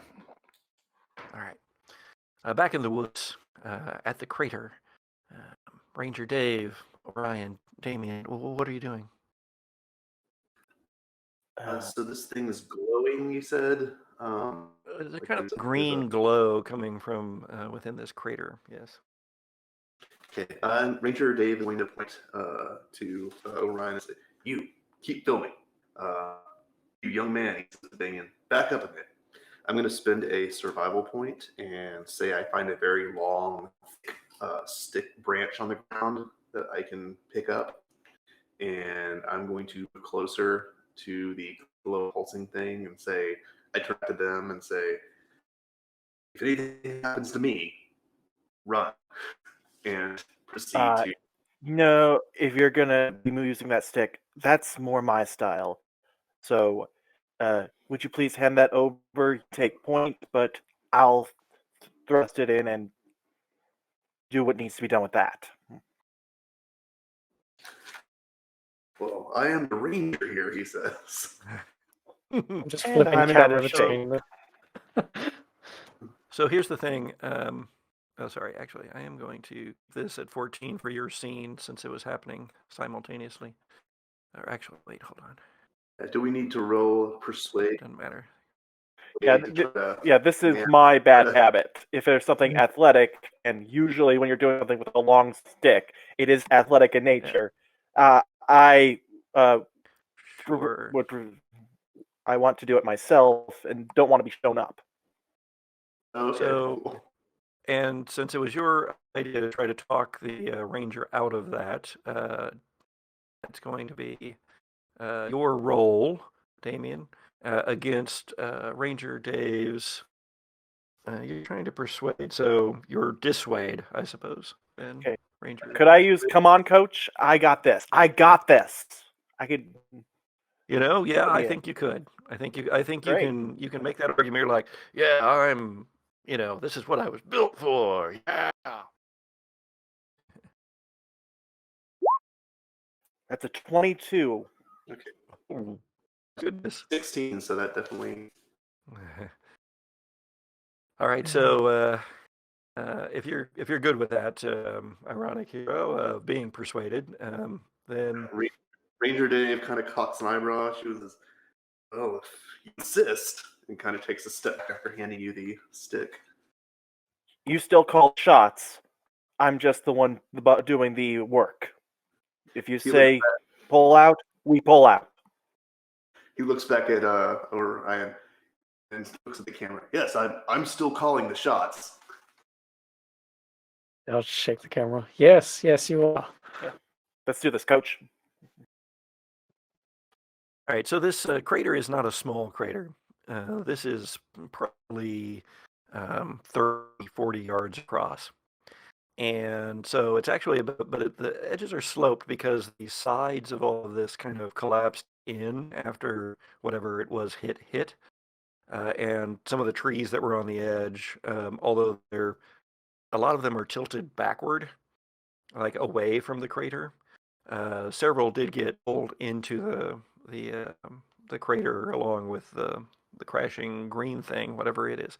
But the thing itself is only about maybe 6 feet across,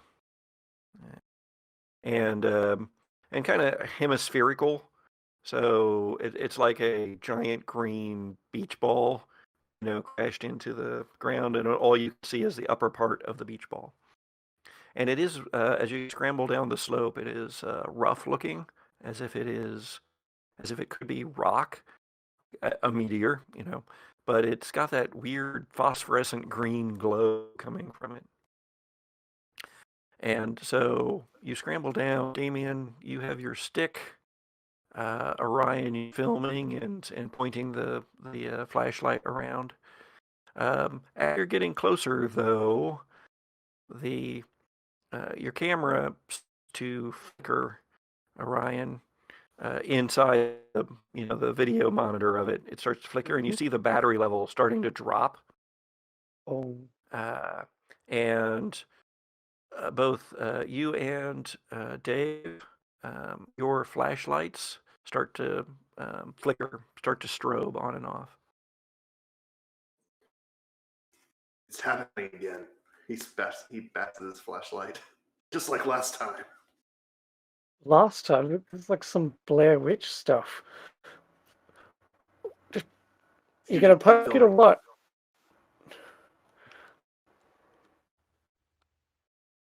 So yes, Damien, what are you going to do? Well, it's bigger than I thought. I thought I was going to use this as leverage to kind of pop it out if we needed to get a better look at it. Yeah, that's probably not going to be possible. So what do you do? I'm going to get closer. Tap it with the stick. All right. The two others behind you slightly. Damien moves forward, starts to tap or moves the stick closer to it, closer, and there is a roar, not in sync, but several around the edge of the crate, and you can look up and you see arrayed around the crater 3, 4 figures, 8 feet tall, each of them, broad, covered in fur, bear-like, but human-ish looking too. The only word that comes to mind is Sasquatch, Bigfoot. That's the thing that the immediate thing, except those cutesy video footage pictures of Bigfoot, look imposing enough, but like this, these figures are muscular, and the bulk is hunched and just overwhelming. Their presence of them in space, and they're all just got their mouths open, not like moving, but their mouths are open, and there's just this howl coming out of them.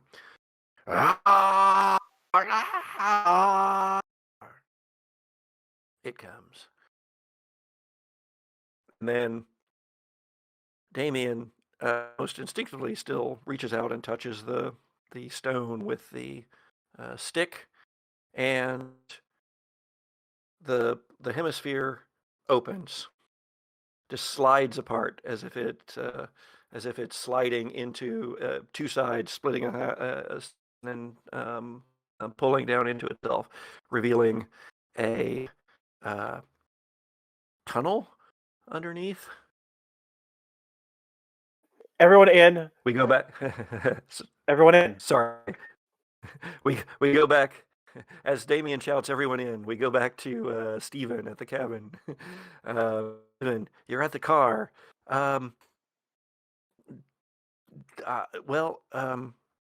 You'll need to spend a survival point to have keys on you. So I'm going to spend a survival point to make sure the keys are definitely in the right pocket, not the left pocket that was shredded. So I now have 3 survival points. Curses, you have anticipated my designs. All right, so you grab your keys out, and wait. So we've still got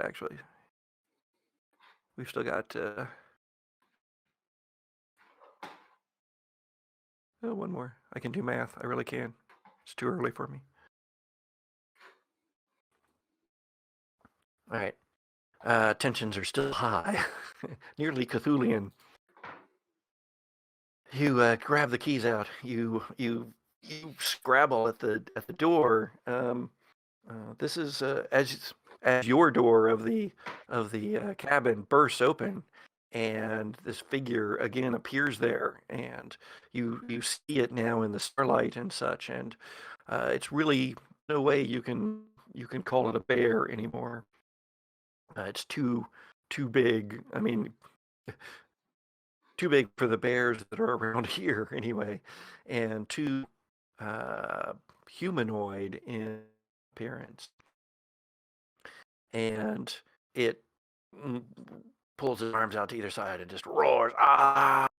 And then you hear echoing roars, at least two more from out in the woods. One out by the shed, and one somewhere up the road, maybe a little bit toward the main, up the driveway toward the main road.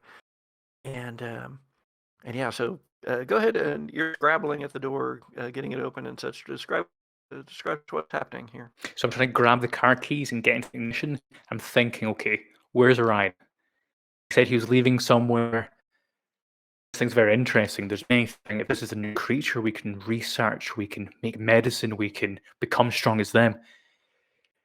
To find Orion first. So he's going to try to figure out where Orion perhaps be, and he's going to jam the car into key into ignition, and he's going to try to drive down the road towards Orion if he can. All right. Give me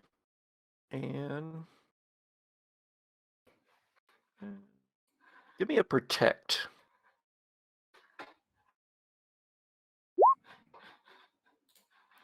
So protect is +6, so it's a 10. Can I re-roll that and spend a survival point? You can. How many points? Have any survival points left? Yes, I have 3. So that's a total of 19. 19. I am. That is protect. Darn it, I can't spend on that yet. So I'm actually wrong there. It's 21, 6 plus 15, so 21.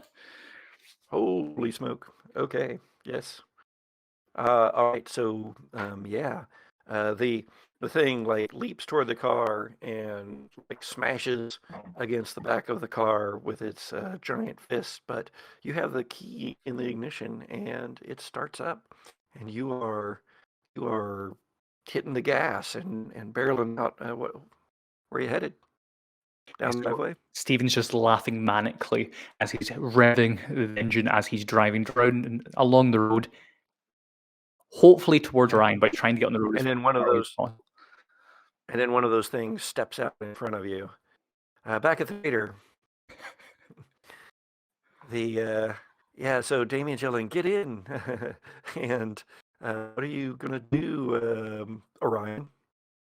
I am trying to focus on filming this while like half-heartedly trying to get into the tunnel, but I'm focused on trying to capture as much footage first.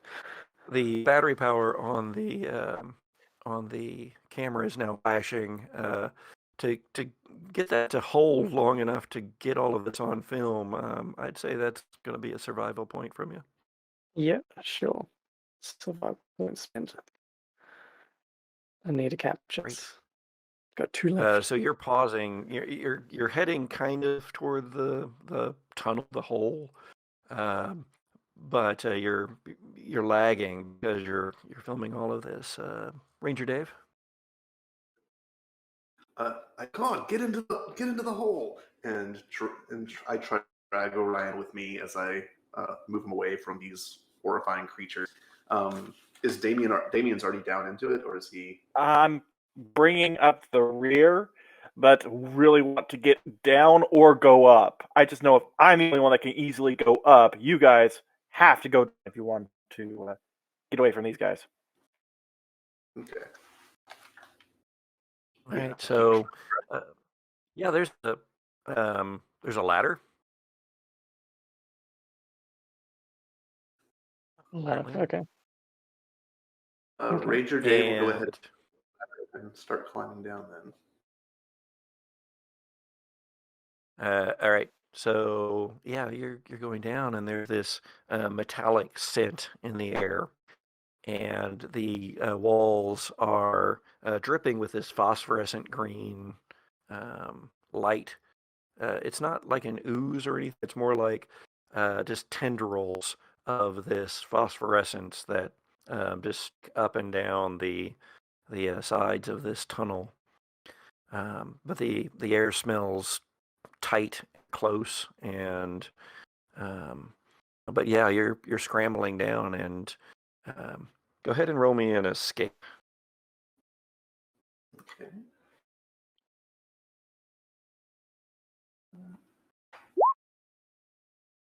This is a risk check. Okay. A 16. Okay.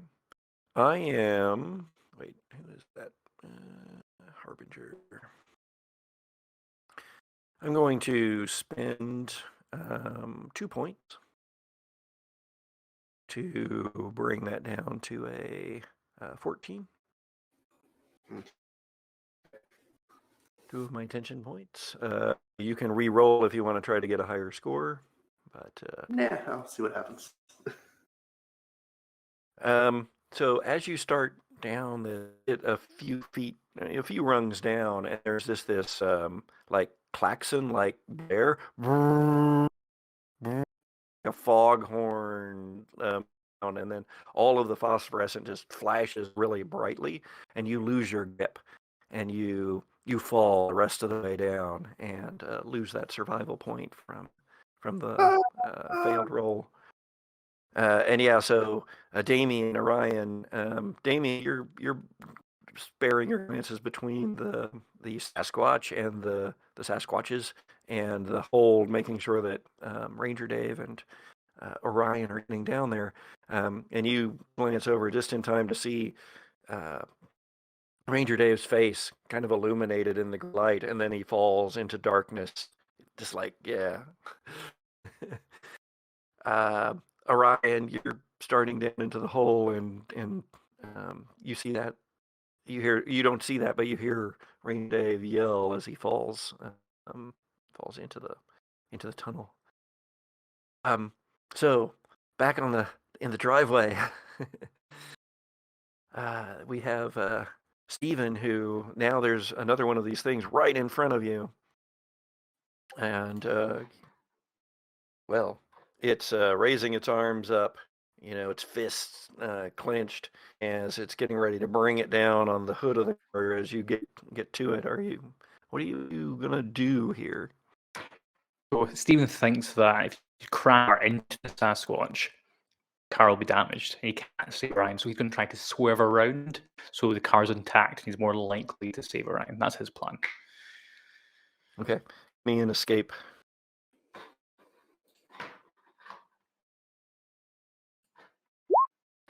Oh. Escape is a 22. All right. You swerve around. The Sasquatch thing, though, still goes ahead and bats at the side of the car, and it like knocks the car kind of to one side. But you were able to drive past. What are you doing? Where are you going? He's just driving the car, looking back and forth, and he's trying to figure out where Orion is. He's still alive, and what's the best thing to do? As he starts hammering the horn, to hopefully that Orion can hear it. He's going to hammer the horn as he drives away. Okay. About that same time was when the klaxons went off in the tunnel, and so so it gets kind of lost in all of that. It'd be distant sound anyway, but Orion, give me a non-risky identified. Yep. That is a 12. Okay. Yeah, you don't hear it, Damien. You can do the same. At 16, would you like to spend some points so I don't hear it? No. No, you hear in the distance a car horn honking from the area of the cabin, and it's not like a me. It's a frantic me. I don't know, Stephen. Would you even honk in an SOS in Morse code? No, he'll just hammer it as loud as he can and just be frantic. Hammer it as loud as you can. Okay. Okay, apparently there's more than 3.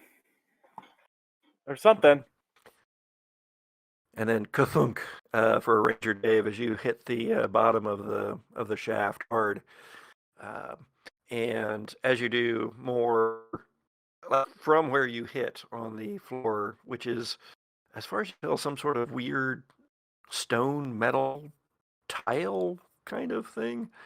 Ripplings of phosphorescent green go out from impact site, as if your impact there caused that to happen. And as it does so, more of this phosphorescent light glows all the way down what you'll see as a corridor.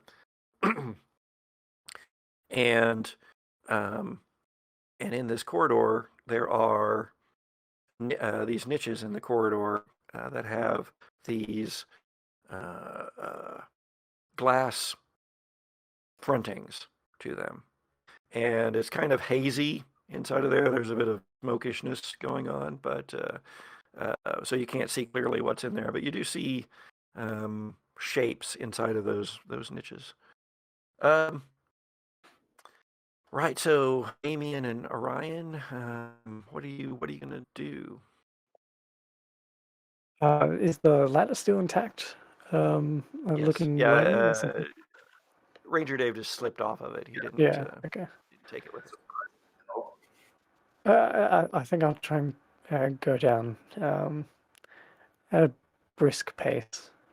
Ranger Dave.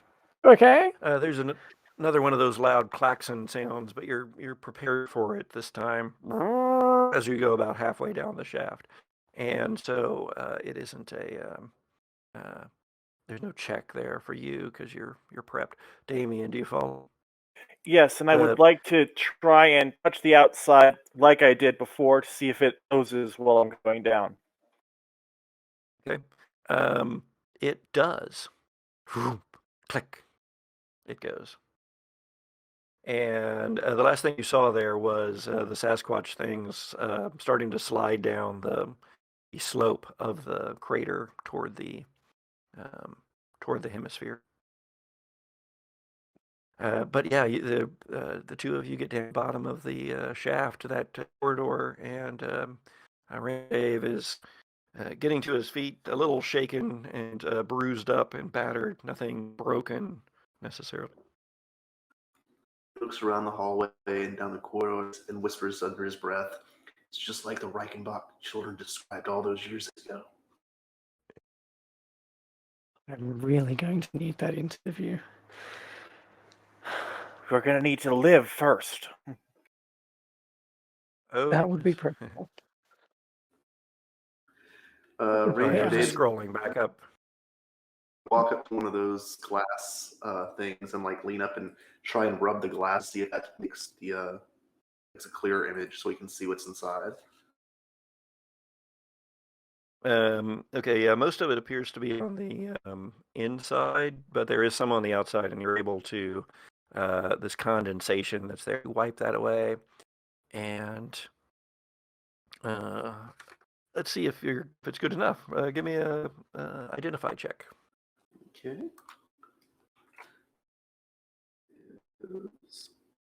Also, by the way, remember that if you roll doubles, that's good for you. If you roll a 13 on the dice, that's bad for you.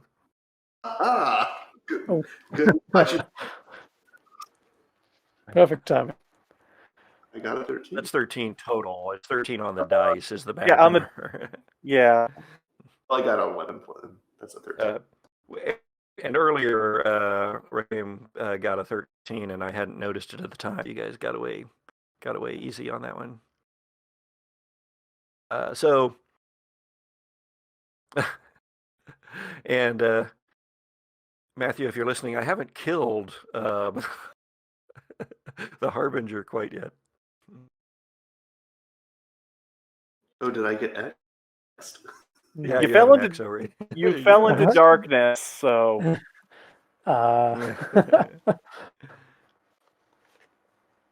Yeah, you fell into darkness, but unfortunately, I can't quite kill you yet. The way that it works is when you're down to 0 survival points and would be required to use a survival point of the cabin, then you die. And it's not like a me. It's a frantic. So all right. So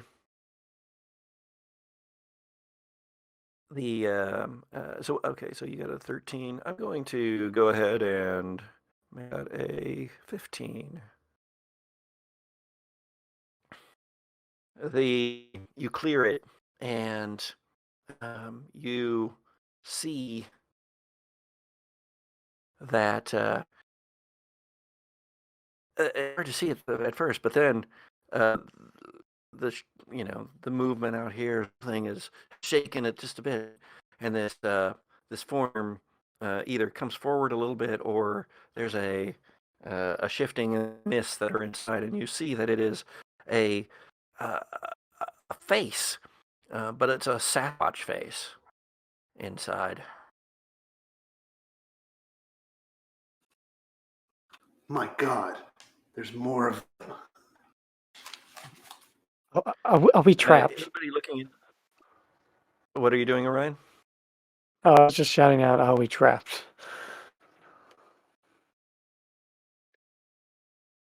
I think we were the moment we went into this crater. Me. Anybody looking in any of the others? Yeah, we can check out the other one and see if Yeah, they're all the Sasquatch. other window. Yeah. They are not. Several of them are empty. There are 6 in this corridor that are empty. There are, it appears, and then there are 2 that still that have the Sasquatches in them. But then there's 3 that are horrifying in a different way, because what you see are people, humans. What you see, though, aren't entire humans, but only parts. You see one of the slots has a head and shoulders and torso. Only part of the torso. The other part of the torso isn't gone, but it looks like it's growing.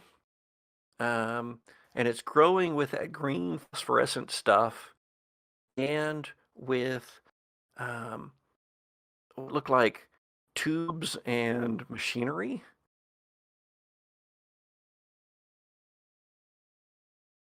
Your friend isn't this type of dog, is he? No, as far as I'm aware, not like this at all.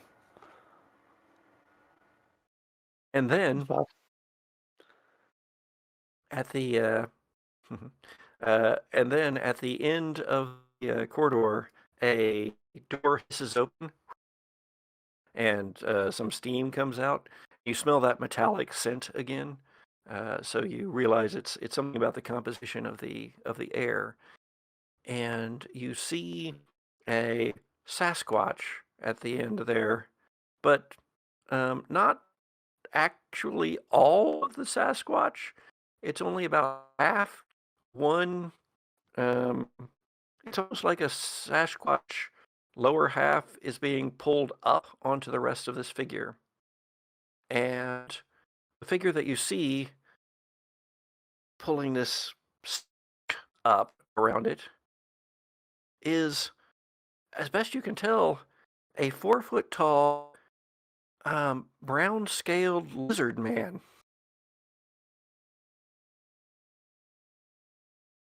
Back in Steven's car, you check the rearview mirror, Steven, and you see in the rearview mirror a Sasquatch coming at speed behind you, and it's lifting up something in its left hand. And then there is a loud whining sound in your ears, and I need you to make a risky escape check.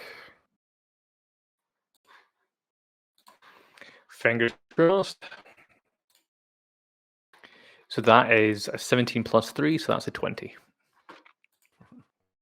All right. You, let's see, 20. I can't do it. I can't get far down. And so, yeah, so you hear this whining, and the car spins once, but you manage to get it righted, and now you're just barreling down the road again. When you got to the main road, did you go left, which is back toward where you all came from this morning, or did you go right? So when you say left, you mean like back to where I know the road would be, or is right in a completely different direction? So the blacktop, when you drove in on it this morning, from wherever you came from originally, the blacktop was going north to south. You were coming from the north, and then you turned off of it to the right onto the driveway to go down to the cabin. So now that you're coming out of it, north to your left is home, while right is unknown territory.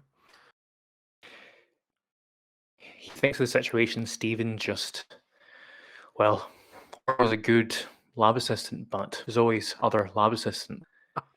As he then turns and heads home. Okay. And Dr. Stephen, we see the car going off into the distance, and then our camera though can't follow. It pans, it comes back and then pans down and just focuses from a height for a moment on the three Sasquatch figures standing there in the road, who all turn and look at one another, and then just slowly turn and walk back into the wood. Back in the depths of this place you're in, you see this lizard man, and he grumbles at the suit and then just lets it fall, and he raises a strange device toward you, and you hear that loud buzzing sound that you heard out in the woods before. Everybody needs to make an escape check. Risky.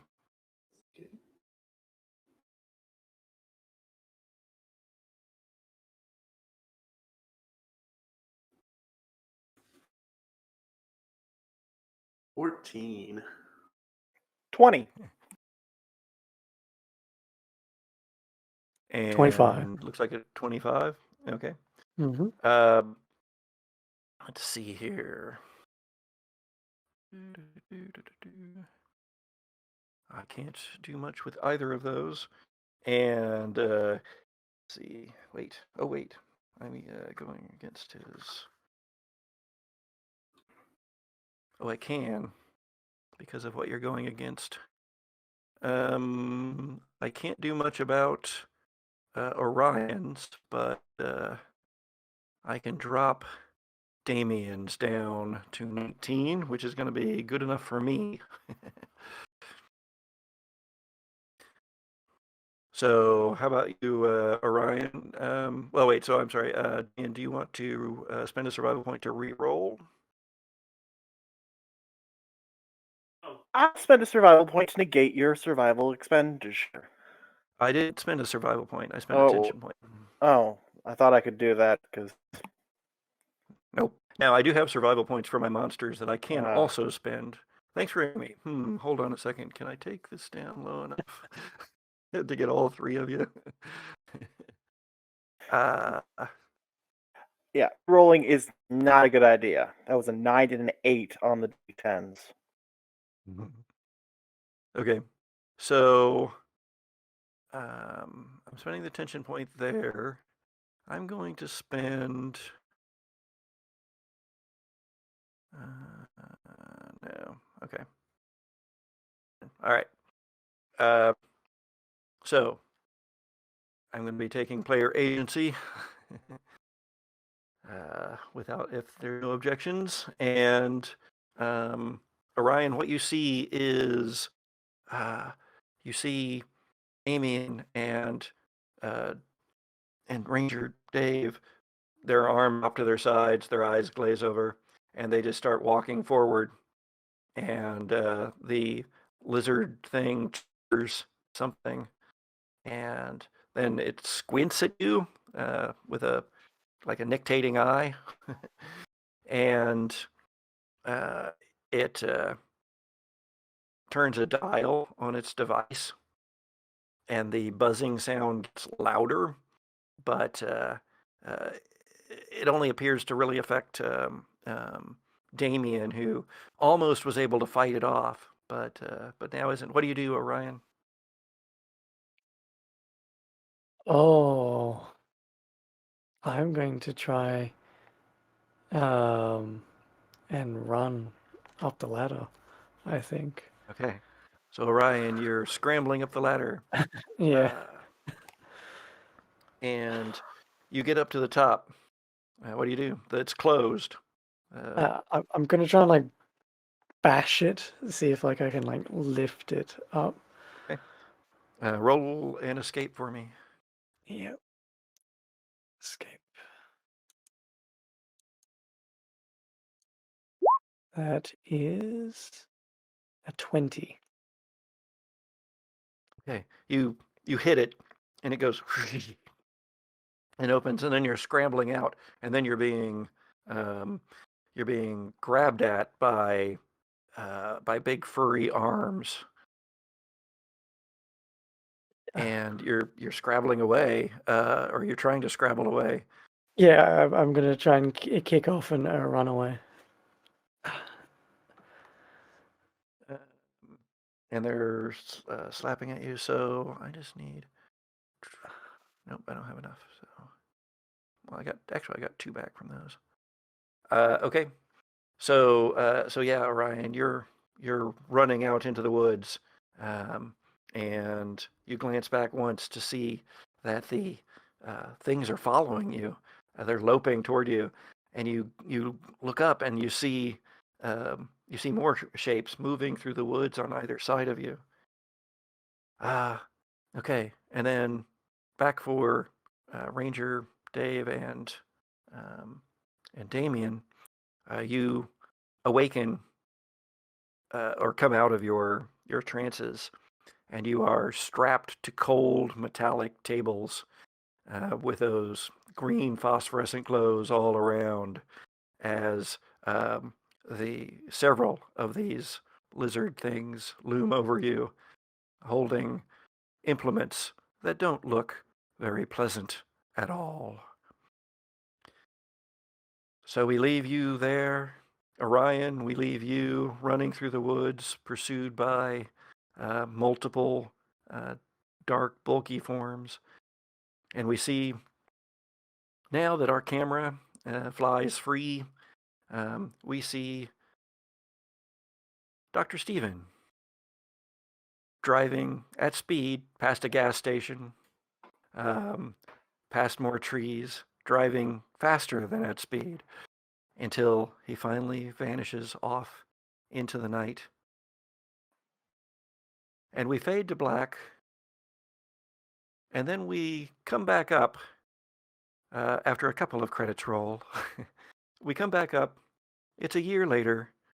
Dr. Stephen is in his office at school, working late, and he looks up at a sound, and he sees a bright flash of light and hears a buzzing in his ears. And that will be the end of our Dead of Night game today. Thank you all for playing. Nice. Well done, everyone. So, that was Dead of Night by Game Master Mr. Patrick. I hope everyone enjoyed themselves. Patrick, why don't you plug yourself quickly, and then we'll go through all the players and say goodbye to the audience. Again, I am Patrick. I'm GM Mr. Patrick over on startplaying.games. So if you want to play a game with me, go on over there and check it out, as with all of our GMs. And also check out my podcast. It's the Gothic Podcast. It drops at 1 minute past midnight every other Wednesday night. You can find me at a variety of places online as well. Check out Dead of Night, which is by Steampower Publishing and written by Andrew Kenrick. Oh, it just disappears into the background, but we'll leave a drop, I suppose, in the show notes. So. Hello, and thanks for having me again. You can find me and start playing games just as Kerr. I run D&D 5e, and you'll also find me on YouTube as a DM's Guide. And again, thanks very much, Patrick, for hosting this today. And that's me. I am Sun. You can find me on Start Playing Games underneath the name Sun as well. And I have a YouTube channel focusing on RPG related stuff underneath the name Sun Gone. Thank you for running this game, Patrick. Hi, I'm Josh, and you can find me at Josh Ervin or Ironic Hero Games at Start Playing Games. I run 5e, Dungeon World, Monster of the Week, old school D&D games, and I wanted to thank Patrick for the game and everyone else. I had a great time. Hey, come find me under Reccaim at Start Playing Games. I do Pathfinder 2e, some 5e stuff, and I've been getting into exploration and research as well, if that piques your fancy. Alright, and I'm Matthew Pauze from Behind the Scenes. I run games that are usually not D20 systems, but this has been GM Swap, and thank you everyone for watching. Thank you Patrick for running, and our 4 players for playing. Good night, world!